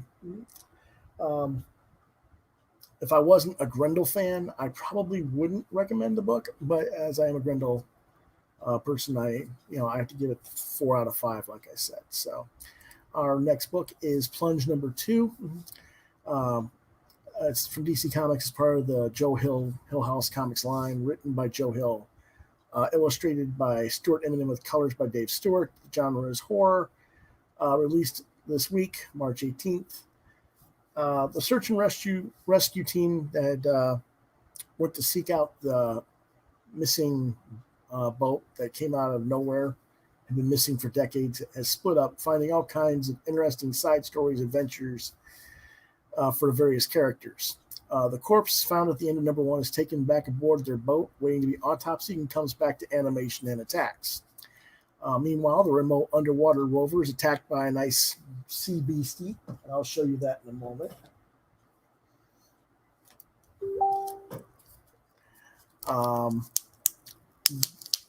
One guy, Bill, finds hieroglyphs and numerical symbols deep inside a cavern. And one of the other ones, Mariah, finds an underwater statue totem pole that may have significance to what's going on. How is it all tied together? We don't know yet. Recommended for ages 17 and up. Rating 4 out of 5 stars. I'm going to quickly see what I can do about showing you some of this stuff here.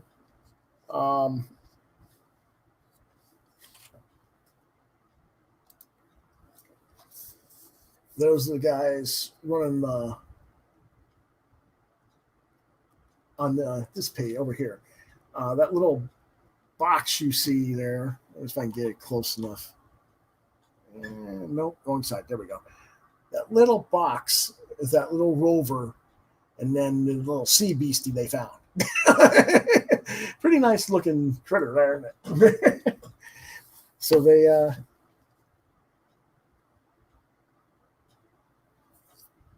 goes, what was that? What Christ was that? I'm not sure, but I think a giant sea coochie just ate our ROV, underwater uh, vehicle.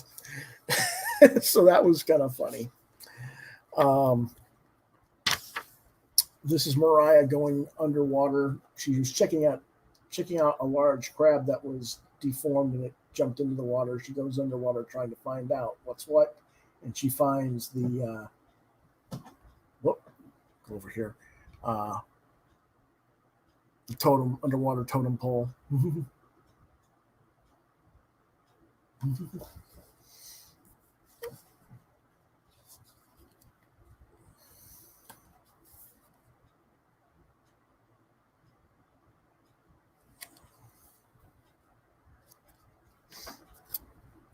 Let's see if we can, and then this is where Bill finds the giant hieroglyphs and numerical patterns on the wall inside the cavern.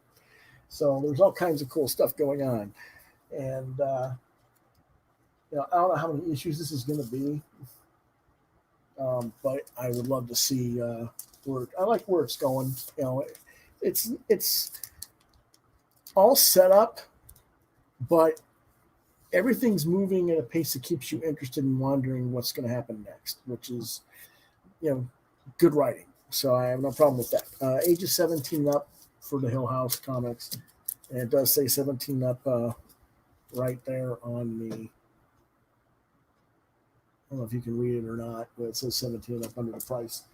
So that is that situation.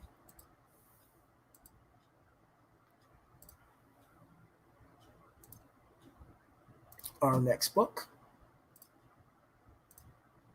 is Prodigy Book 1, trade paperback, $19.99. Collects issues 1 through 6. I got the issues in singles, so I got 1 through 6. The publisher is Image Comics. The writer is Mark Miller. The artist is Raphael Albuquerque.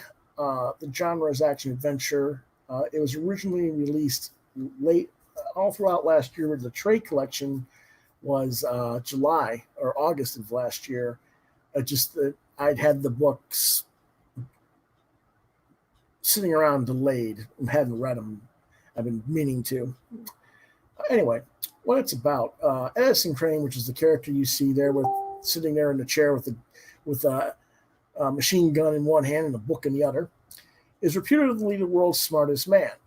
When he isn't trying to solve medical cures or how to deflect asteroids from hitting the Earth, he does daredevil stunts and takes on Erzat's spy missions to entertain himself. He is asked to aid in figuring out some hieroglyphs from a CIA agent, and they go globetrotting trying to solve the riddle. Sorry, got someone else.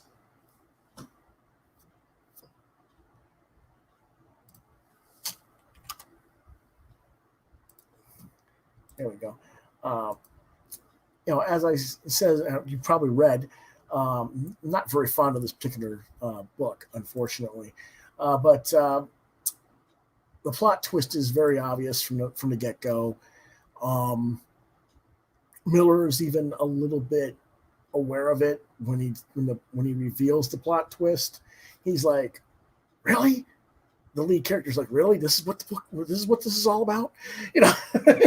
Type thing. Yeah, Mark. Yeah, well, you're the one who wrote it, Mark. So, but I don't want to give too much away on it. Raphael Albuquerque's art is really nice. I don't have the books right beside me, unfortunately. If you're going to get the book, get it for the artwork, not the story. The story is just basically the character is DC's Michael Holt. That's the newest version of Mr. Terrific, trying to be James Bond and Laura Croft Tomb Raider all in the same together. And it's so derivative. It's got elements of Stargate. There's an alien attack, and the hieroglyphs are there to figure out the ways to open the portal to get the people to come, the alien race to come through and invade Earth and all this nonsense. And it's like, no. It's a quick read. If I had been reading it when it first came out, singles, I probably would have dropped it by issue 2, though. I ended up giving overall reviews for it only 2 stars, and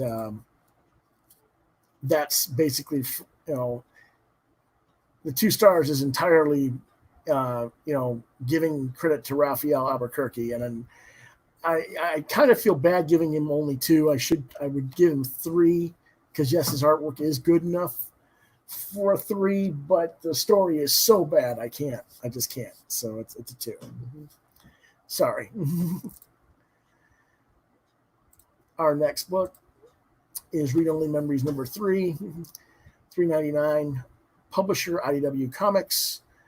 There's the main lead story by Sina Grace and artist Stefano Simeone, and the backup story is written by Caleb Golner and drawn by Katharina Neofotitsto. I'll never be able to pronounce that last name. I'm sorry. Genre is science fiction. Released March 11th. And what it's about is our heroine finally uncovers the truth about the harvest and what's happened to her missing person. And it doesn't look good for her robot client or for herself. I give the book 3.5 stars. I don't know if I think there's 1, maybe 2 more issues left. It's a good story as far as, it's moving forward.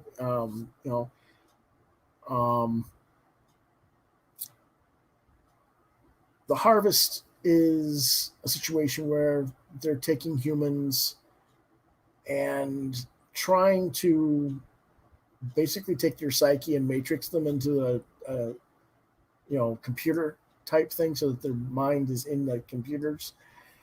And the ones who survive it are usually vegetables and are left out in the streets as vagrants, and the rest of them are ones who don't survive the process.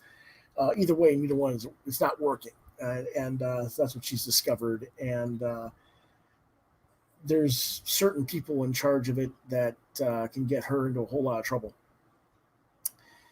So, and of course, they're actually trying to frame the robot that hired her to find the missing person that was the robot's partner as the murderer of the person on top of that. So it's going to be interesting to see where Sina Grace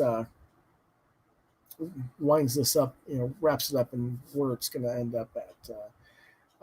He's doing a good job though so far, and and we're halfway through the story. If you want to wait till a trade, I don't blame you, but it's definitely worth a look. Mm-hmm.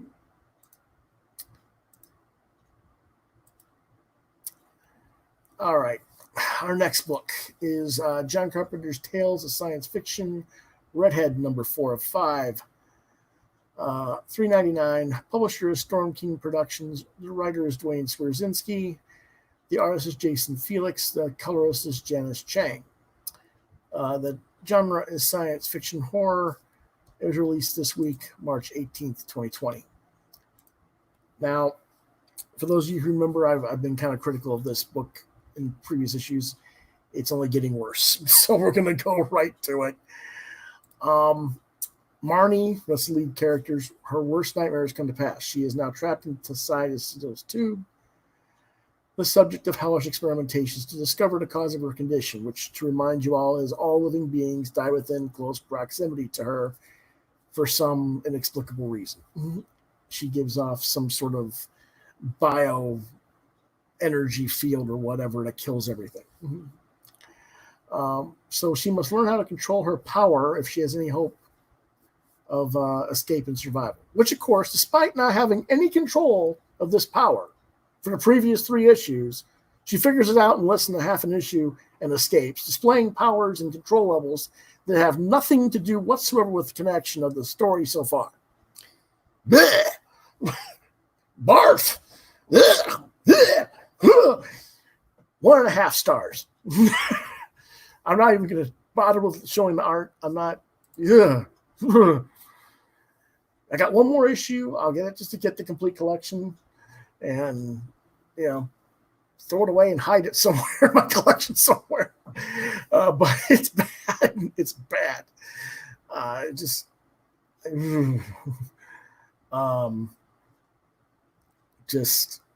no. Our next project, Starship Down, Dark Horse Comics, $3.99. Our writer is Justin Giampaoli. Artist is Andrea Muti. Colorist is Vladimir Popov. Letterer is Sal Cipriano. Genre is science fiction, released this week, March 18th, 2020. And what it's about is, in the frozen mines of Siberia, a mysterious discovery has been found. Dr. Jocelyn Young, anthropologist, joins a clandestine group of scientists to attempt to figure out what it is they have found. An alien starship buried deep underneath the ground and frozen, with corpses that look like they could be human Neanderthals. Could mankind's very origins be in question? And if so, will the powers of the world, the church, world governments, others, allow the truth to be revealed? Recommended for ages 14 and up. Rating is 3 stars. And book here. I don't know if I actually got anything here. No, I don't. Okay. So I'm going to have to open it.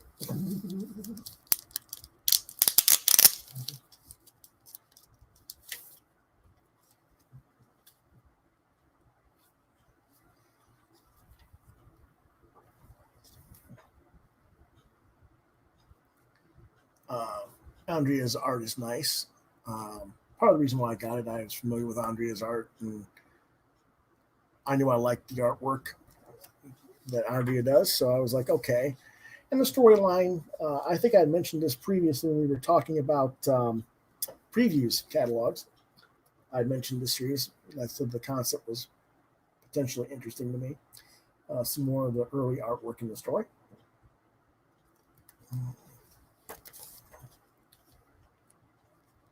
Let's see if I can get you to.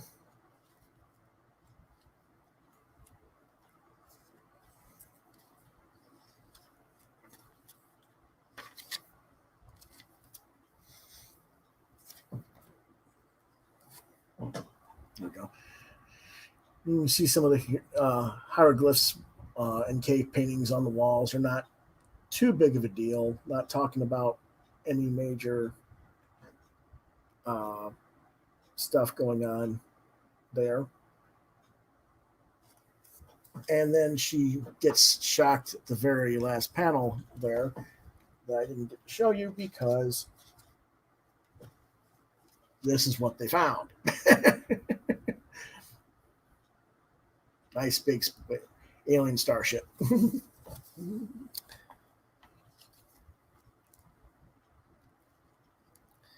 And when I say the church, I do mean the church. When they send the Dionysus and people to your site to oversee what you're doing, that's pretty weird. But okay. And then they find some of the frozen bodies inside.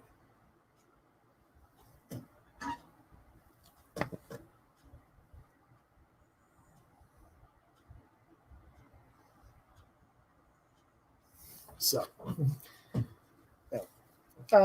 pretty good opening. Trying to figure out what's what, and introduction to all the players, and we'll see where it leads. I think this is going to be a 4-issue miniseries. I'm not sure, but have to wait and see. Our next book is Tartarus #2, $3.99. Publisher's Image Comics. Writer is Johnny Christmas. Artist is Jack T. Cole. Letterer is Jim Campbell again. Jim seems to get a lot of work on these books lately. Good for him. Genre is science fiction. released this past week, March 18th. What it's about, Tilde, the lead character, and Clint's Zoo, one of her associates, escaped the Olympus station smuggled on a funeral ferry, but are shot down just as they reach the planet Tartarus below, still being hunted by the government, who wants Tilde executed because of her genetic lineage and their fear that she will rebel against them, as her mother was a former warrior leader of an enemy past. Recommended for ages 16 and up, 4 stars out of 5.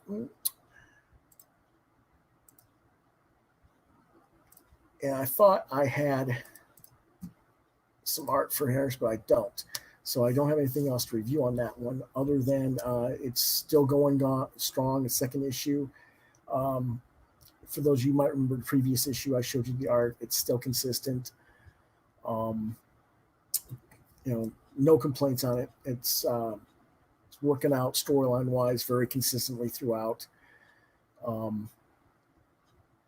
I hope it's selling okay, because that's one of the people talking about cutting their books back. This is one of the books I would hate to see get cut, but we'll see. Our next book is Usagi Yojimbo number 9.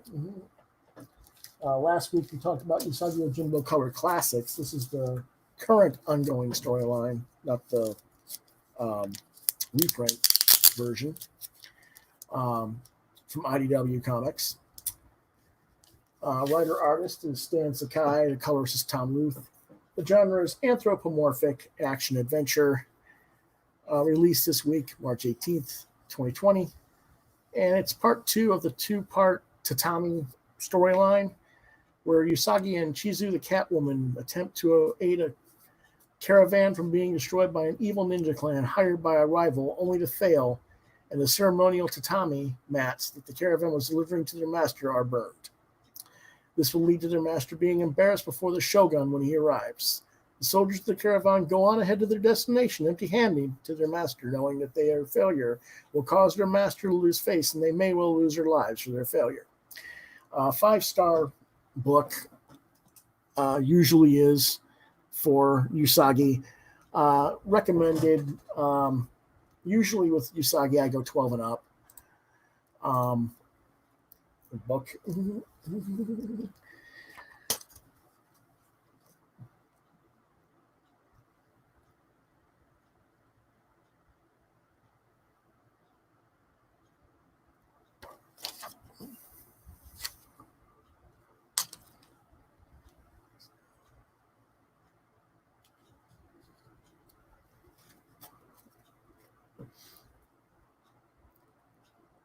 And Usagi asks Chitsu if she's going to stick around, and she's like, I'll search the perimeters, because she suspects the ninja clan are there, and there's a reason why, because she used to be part of the ninja clan and knows what their tactics are.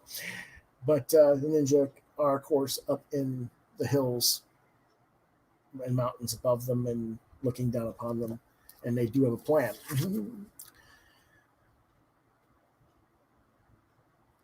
And while Usagi helps the other soldiers defend on the ground, Chitsu attacks the leaders of the ninja clan up in the mountains.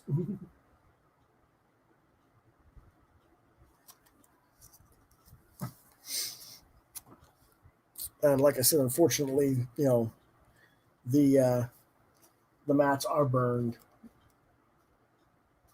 And the head soldier explains to Usagi that he will, go throw himself at the mercy of the shogun and his master, and that they will probably take his life or allow him to commit seppuku ritual suicide for his failure. Very well done story, as Stan Sakai usually does.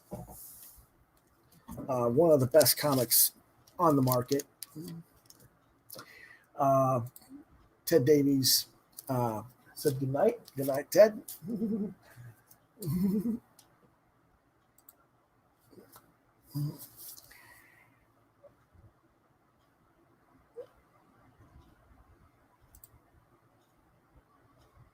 And again, I would say I'd ranges 12 and up, maybe a little bit younger, even 10 and up. Um,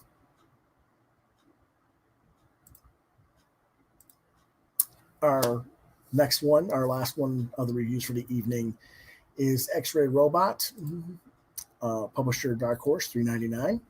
Writer artist Michael Allred, colorist Laura Allred, letterer is Nate Picos Blambot. The genre is science fiction adventure. Came out this week, March 18th. What it's about is Dr. Max Wilding has discovered a means of interdimensional travel through a robot. Only now the robot has returned from 277 years in the future, and Wilding is the robot. And both are going slightly crazy. Can the Wilding of today and his team, paired with the robot of the future, figure out what's going on and help the future Wilding save the multiverse? Recommended for ages 13 and up. I gave it 4 out of 5 stars. Theoretically, it could even go higher than a 4. The major problem I have with it was lettering by Nate. And even that's not that big a deal. It was just the Y letter on this particular font that he used. I don't know why, but when I first saw it, I could not, my brain just couldn't register it for like 5 minutes that it was a Y. I was like, what is that letter? But but it, once I realized what it was, okay. But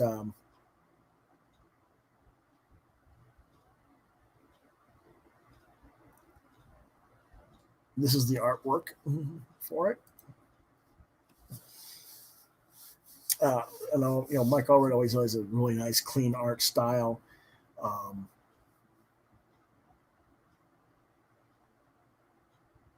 Wilding is the one over here on the left.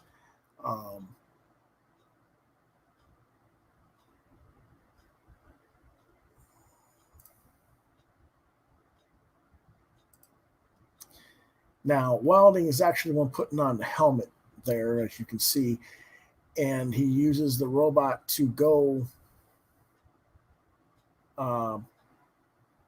through, to look through other dimensions.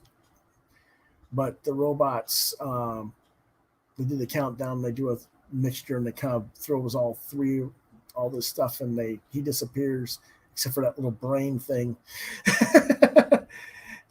What just happened? So, but he comes back, like I said, and it's an interesting storyline. So there's a lot of cool stuff there, and I enjoyed that book. Like I said, I gave it 4 out of 5. I could easily have given it a 5-star rating, though. The main reason I didn't give it I gave it a 4 was because there was a little storyline going on, a backstory and sub-story in there with one of the other scientists who's a female. That there was an action.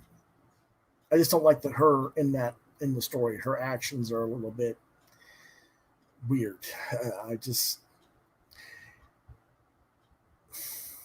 I don't want to give away the story, but she just does things that I would not. I don't like that character, and I think that's the main reason I gave it only 4 out of 5. There are a few other things that we can review tonight, but that's the reviews for what's actually going to be shown with the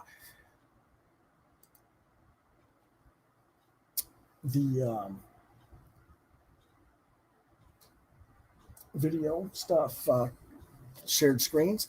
I told you I'd also would review Titans, complete second season. I watched this last week. 5 stars. There's virtually nothing I could really say negative about the story. Very well done. There's a few minor things, but in context of what it's doing in its own thing versus what was done in the comics, I really can't. For me to say something would just be flippant. It's not worth mentioning, to be honest. So I won't.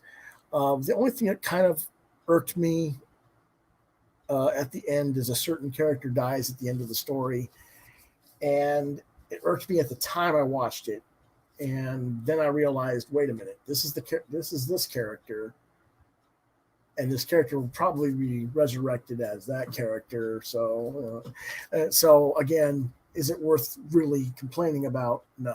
We'll just wait and see what they do in the third season, assuming that there will be a third season. I hope there is. Very well done storyline. I really did enjoy it.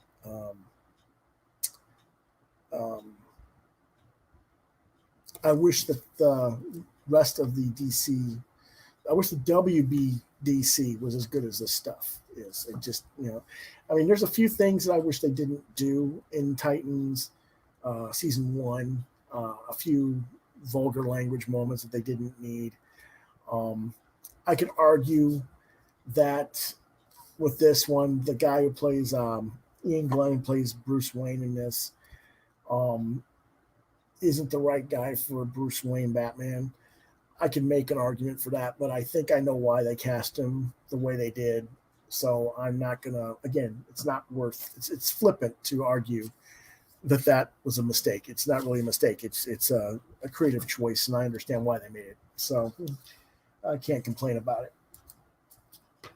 Speaking of other DC Universe DVDs, Swamp Thing, the complete series. I also watched this over the last week, and loved this as well. I really did. It seems to me that they want, if you're willing to pay for the good stuff, whether it's Titans, Doom Patrol, Swamp Thing, you get it. But if it's the stuff that they want to put on the so-called free TV, it's mediocre. I wish they would put the quality stuff like this on their regular shows, even if they aired it a little bit later in the night. Because this would definitely have to be a 10 o'clock slot, 9 or 10 slot, because of the maturity of what was going on with it. Some very mature themes, but very solid storytelling, very faithful to source material. I wish that Len Wein and Bernie Wrightson were alive to have seen this.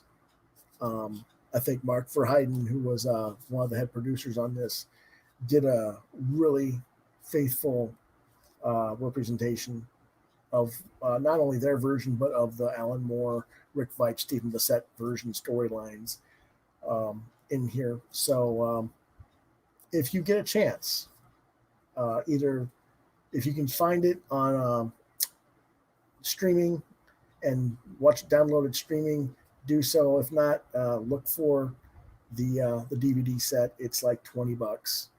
I got mine at Walmart, but it's like you shouldn't pay more than $20 for this. And it's 10 episodes for this one, and Titans, I believe, was let's see, let me check real quick here. 13 episodes. So the only thing about the Titans is a little bit more than just the 13 episodes. It has an extras package that Swamp Thing didn't, because unfortunately Swamp Thing was canceled early for some reason. I guess it didn't get the downloads on the streaming service that they were looking for, which is a shame. But I really hope that they do more Swamp Thing, because they did a really nice job with it in the future. I did get asked another question privately while we were talking about reviews, and it was asking if I'd seen the new Warriors content from Marvel. I had not. I am about to take a look at it. Let's look at it together.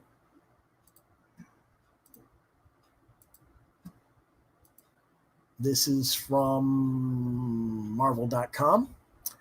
This was published on their website 2 days ago. They're introducing the new Warriors. The classic team reunites to mentor a new generation of heroes. When Kamala's law goes into effect in the highly anticipated one-shot Outlaws, superheroes will be left to be adults, and underage heroes will be banned unless they have official government-assigned mentors. That's where the new Warriors come in. Okay, that makes fine. Former Teen Vigilantes Night Thrasher, Firestar, Rage, Speedball, Nimrita, and Silhouette step up to impart their wisdom to a batch of promising young kids, teaching them the ins and outs of surviving as a hero in the Marvel Universe. But will they be able to bridge the generation gap. Okay. This is the look of the classic, some of the classic members of the New Warriors. Okay. There's Rage in the background waving high. Speedball, I don't know. Okay. Firestar's Firestar. Back sort of in the classic costume. That's different. And Name Marita just looks a little bit weird to me, but I don't know. I don't follow Marvel enough to say whether that's on point with the costume or not. But this group of all new characters were created by Emmy-nominated writer Daniel Kibblesmith. The Late Show from Stephen Colbert. Well, right there, you already know. Well, hey, we're supposed to be funny. Who cares? And rising superstar artist Luciano Vecchio, who does Ironheart. Check out Vecchio's designs below, along with Kibblesmith's inspirations for this one-of-a-kind team of new heroes. The first character's name is called Screen Time, and he looks like a mix between Ben 10 and Cyclops.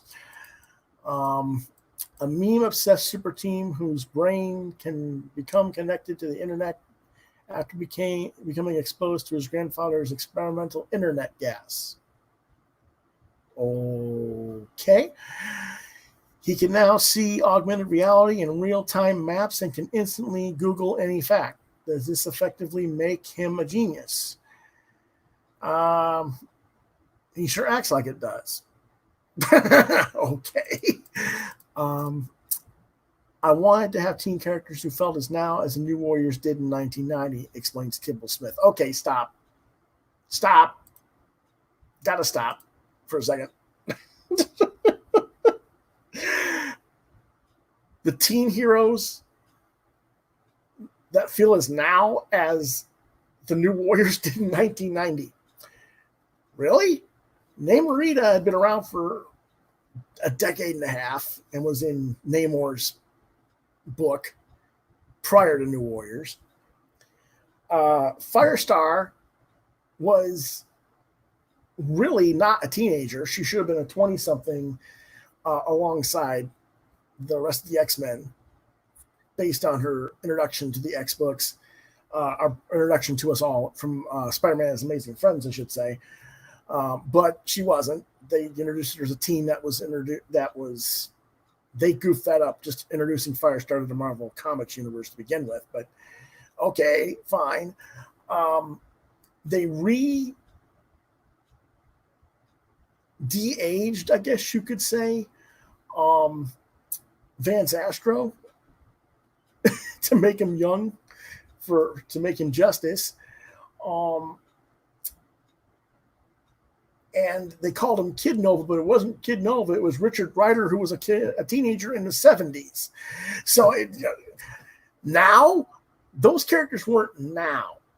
They were a bunch of hodgepodge thrown together from previous era. They were not the hip, cool thing. I'm sorry. I mean, don't get me wrong. I love the New Warriors when they first came out. I was hip. I enjoyed it, but to say that they were hip new characters would just be an out-and-out lie. So to have Kibblesmith, I realize Kibblesmith's about as, yeah. He's running for Stephen Colbert, and I'll tell you how lack of talent he has.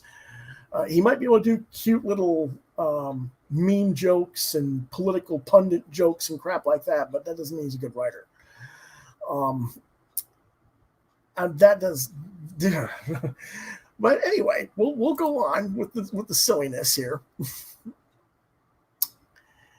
The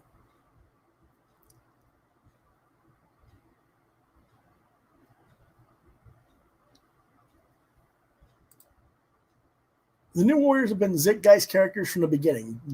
You get edgy skateboarding Night Thrasher in the 90s and the reality team in the 2000s. And now in 2020, we have New Warriors who have never grown up without the internet and one character who appears to essentially live inside of it.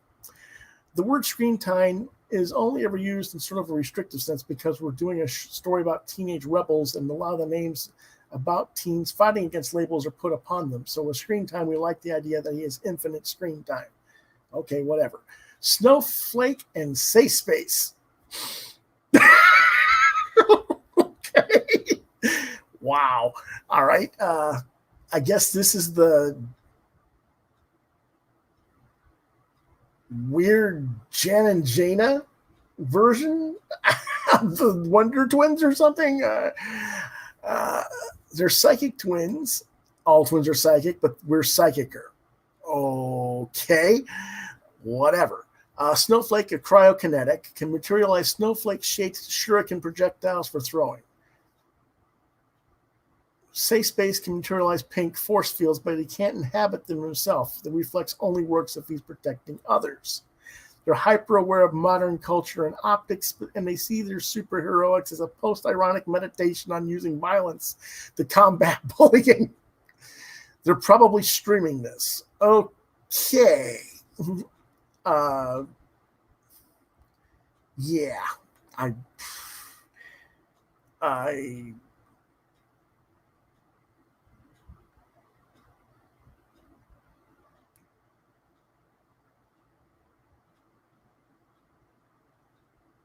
whatever. B negative is a Morbius's clone kid vampire.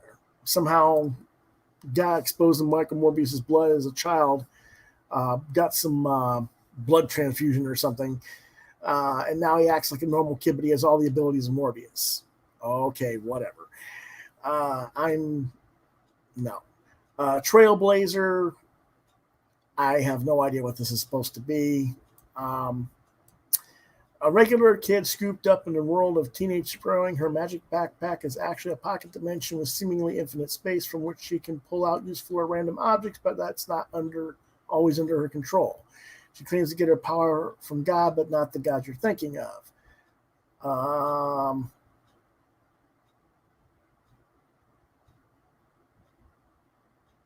I don't know what this character, the designs are just too weird, but the colors are just garish as hell. I don't know if she's supposed to be Native American or not, but the whole magic backpack pocket dimension with seemingly infinite space is a ripoff of Alpha Flight Shaman and his medicine bag. It's nothing new. So, yeah, we can skip this. I mean, I am so anti-negative scenes. I know. I mean, oh my God. I mean, this is fodder for Comicsgate. This is a Comicsgate fodder book. I mean, oh my goodness. Zach and Ethan can rant on it for 2 or 3 hours. I'll leave it at that. But yeah, I think that's funny as hell. Unfortunately, if that's what they're going to say, that's what teenagers are today. That's not what teenagers are today. I'm sorry. I've got teenagers who live across the street from me. I've got teenagers who live next door to me. They don't think this way. I'm sorry. They don't. They're not thinking about safe space, snowflake, blah, blah, blah, blah, blah. Now, granted, and understand, I don't have white people around me. I've got blacks I got blacks to that side of me, and across the street I got Sri Lankans. So, totally different cultures here. So, it's not an issue of that. So I don't know. Yeah, you want to kill a brand, Marvel, you just did it. That's all I've got to say on that. Oh well, that's the way it is. Enough of that silly nonsense.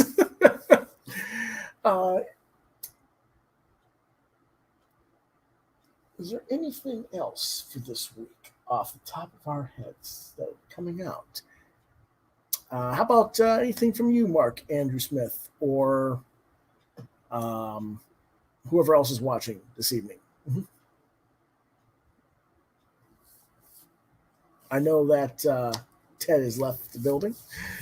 He had to get back to work or draw.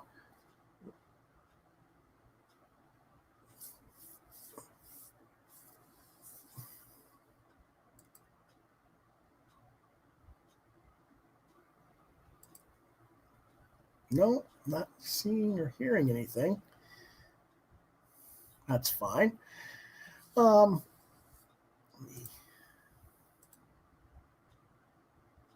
here we go.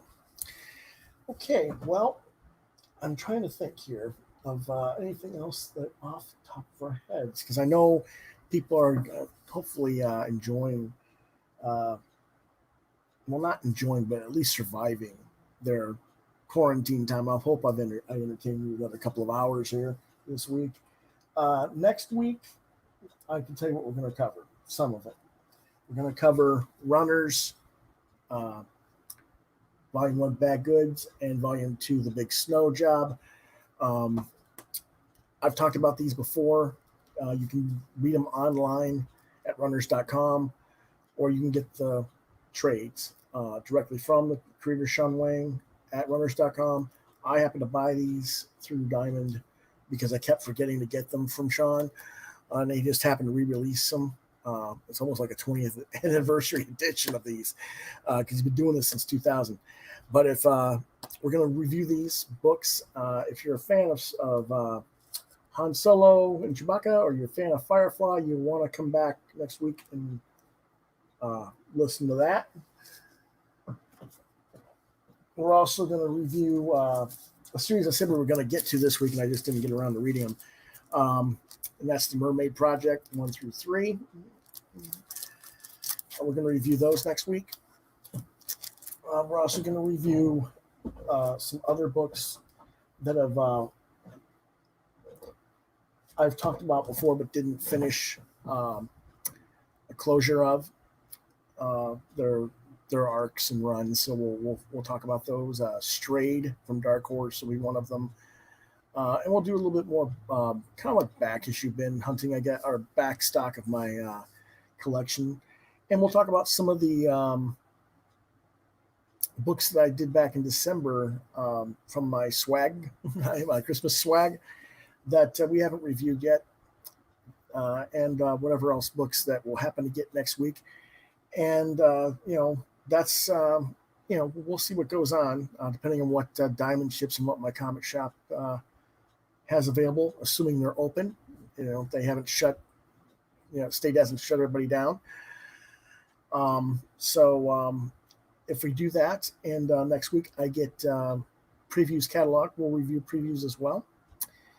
And we'll see about possibly getting a discussion of creators on next week for you guys out there who've been wanting me to bring a bunch of different talents. I'll see who I can get next week, okay? Mm-hmm. If we can do that and just talk about what's going on in the industry. So, let's see what's going on here.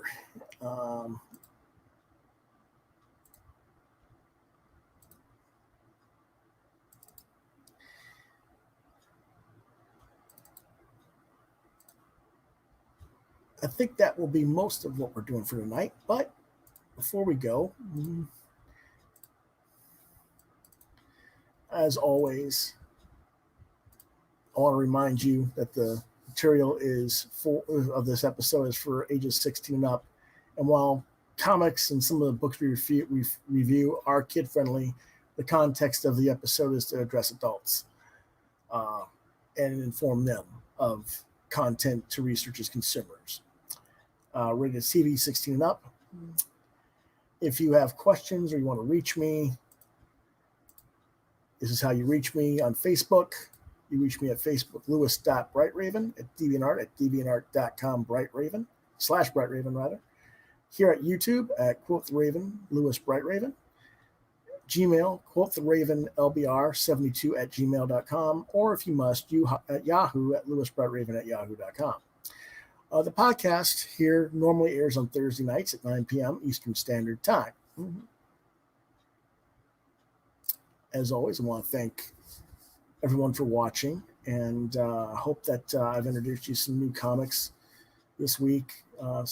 We reviewed a number of number one issues, so hopefully, you know, if you do decide to venture out to your local comic shop and they're open, they'll have those books available for your interests. So until then, I will see you guys next week. Let's hope our music runs.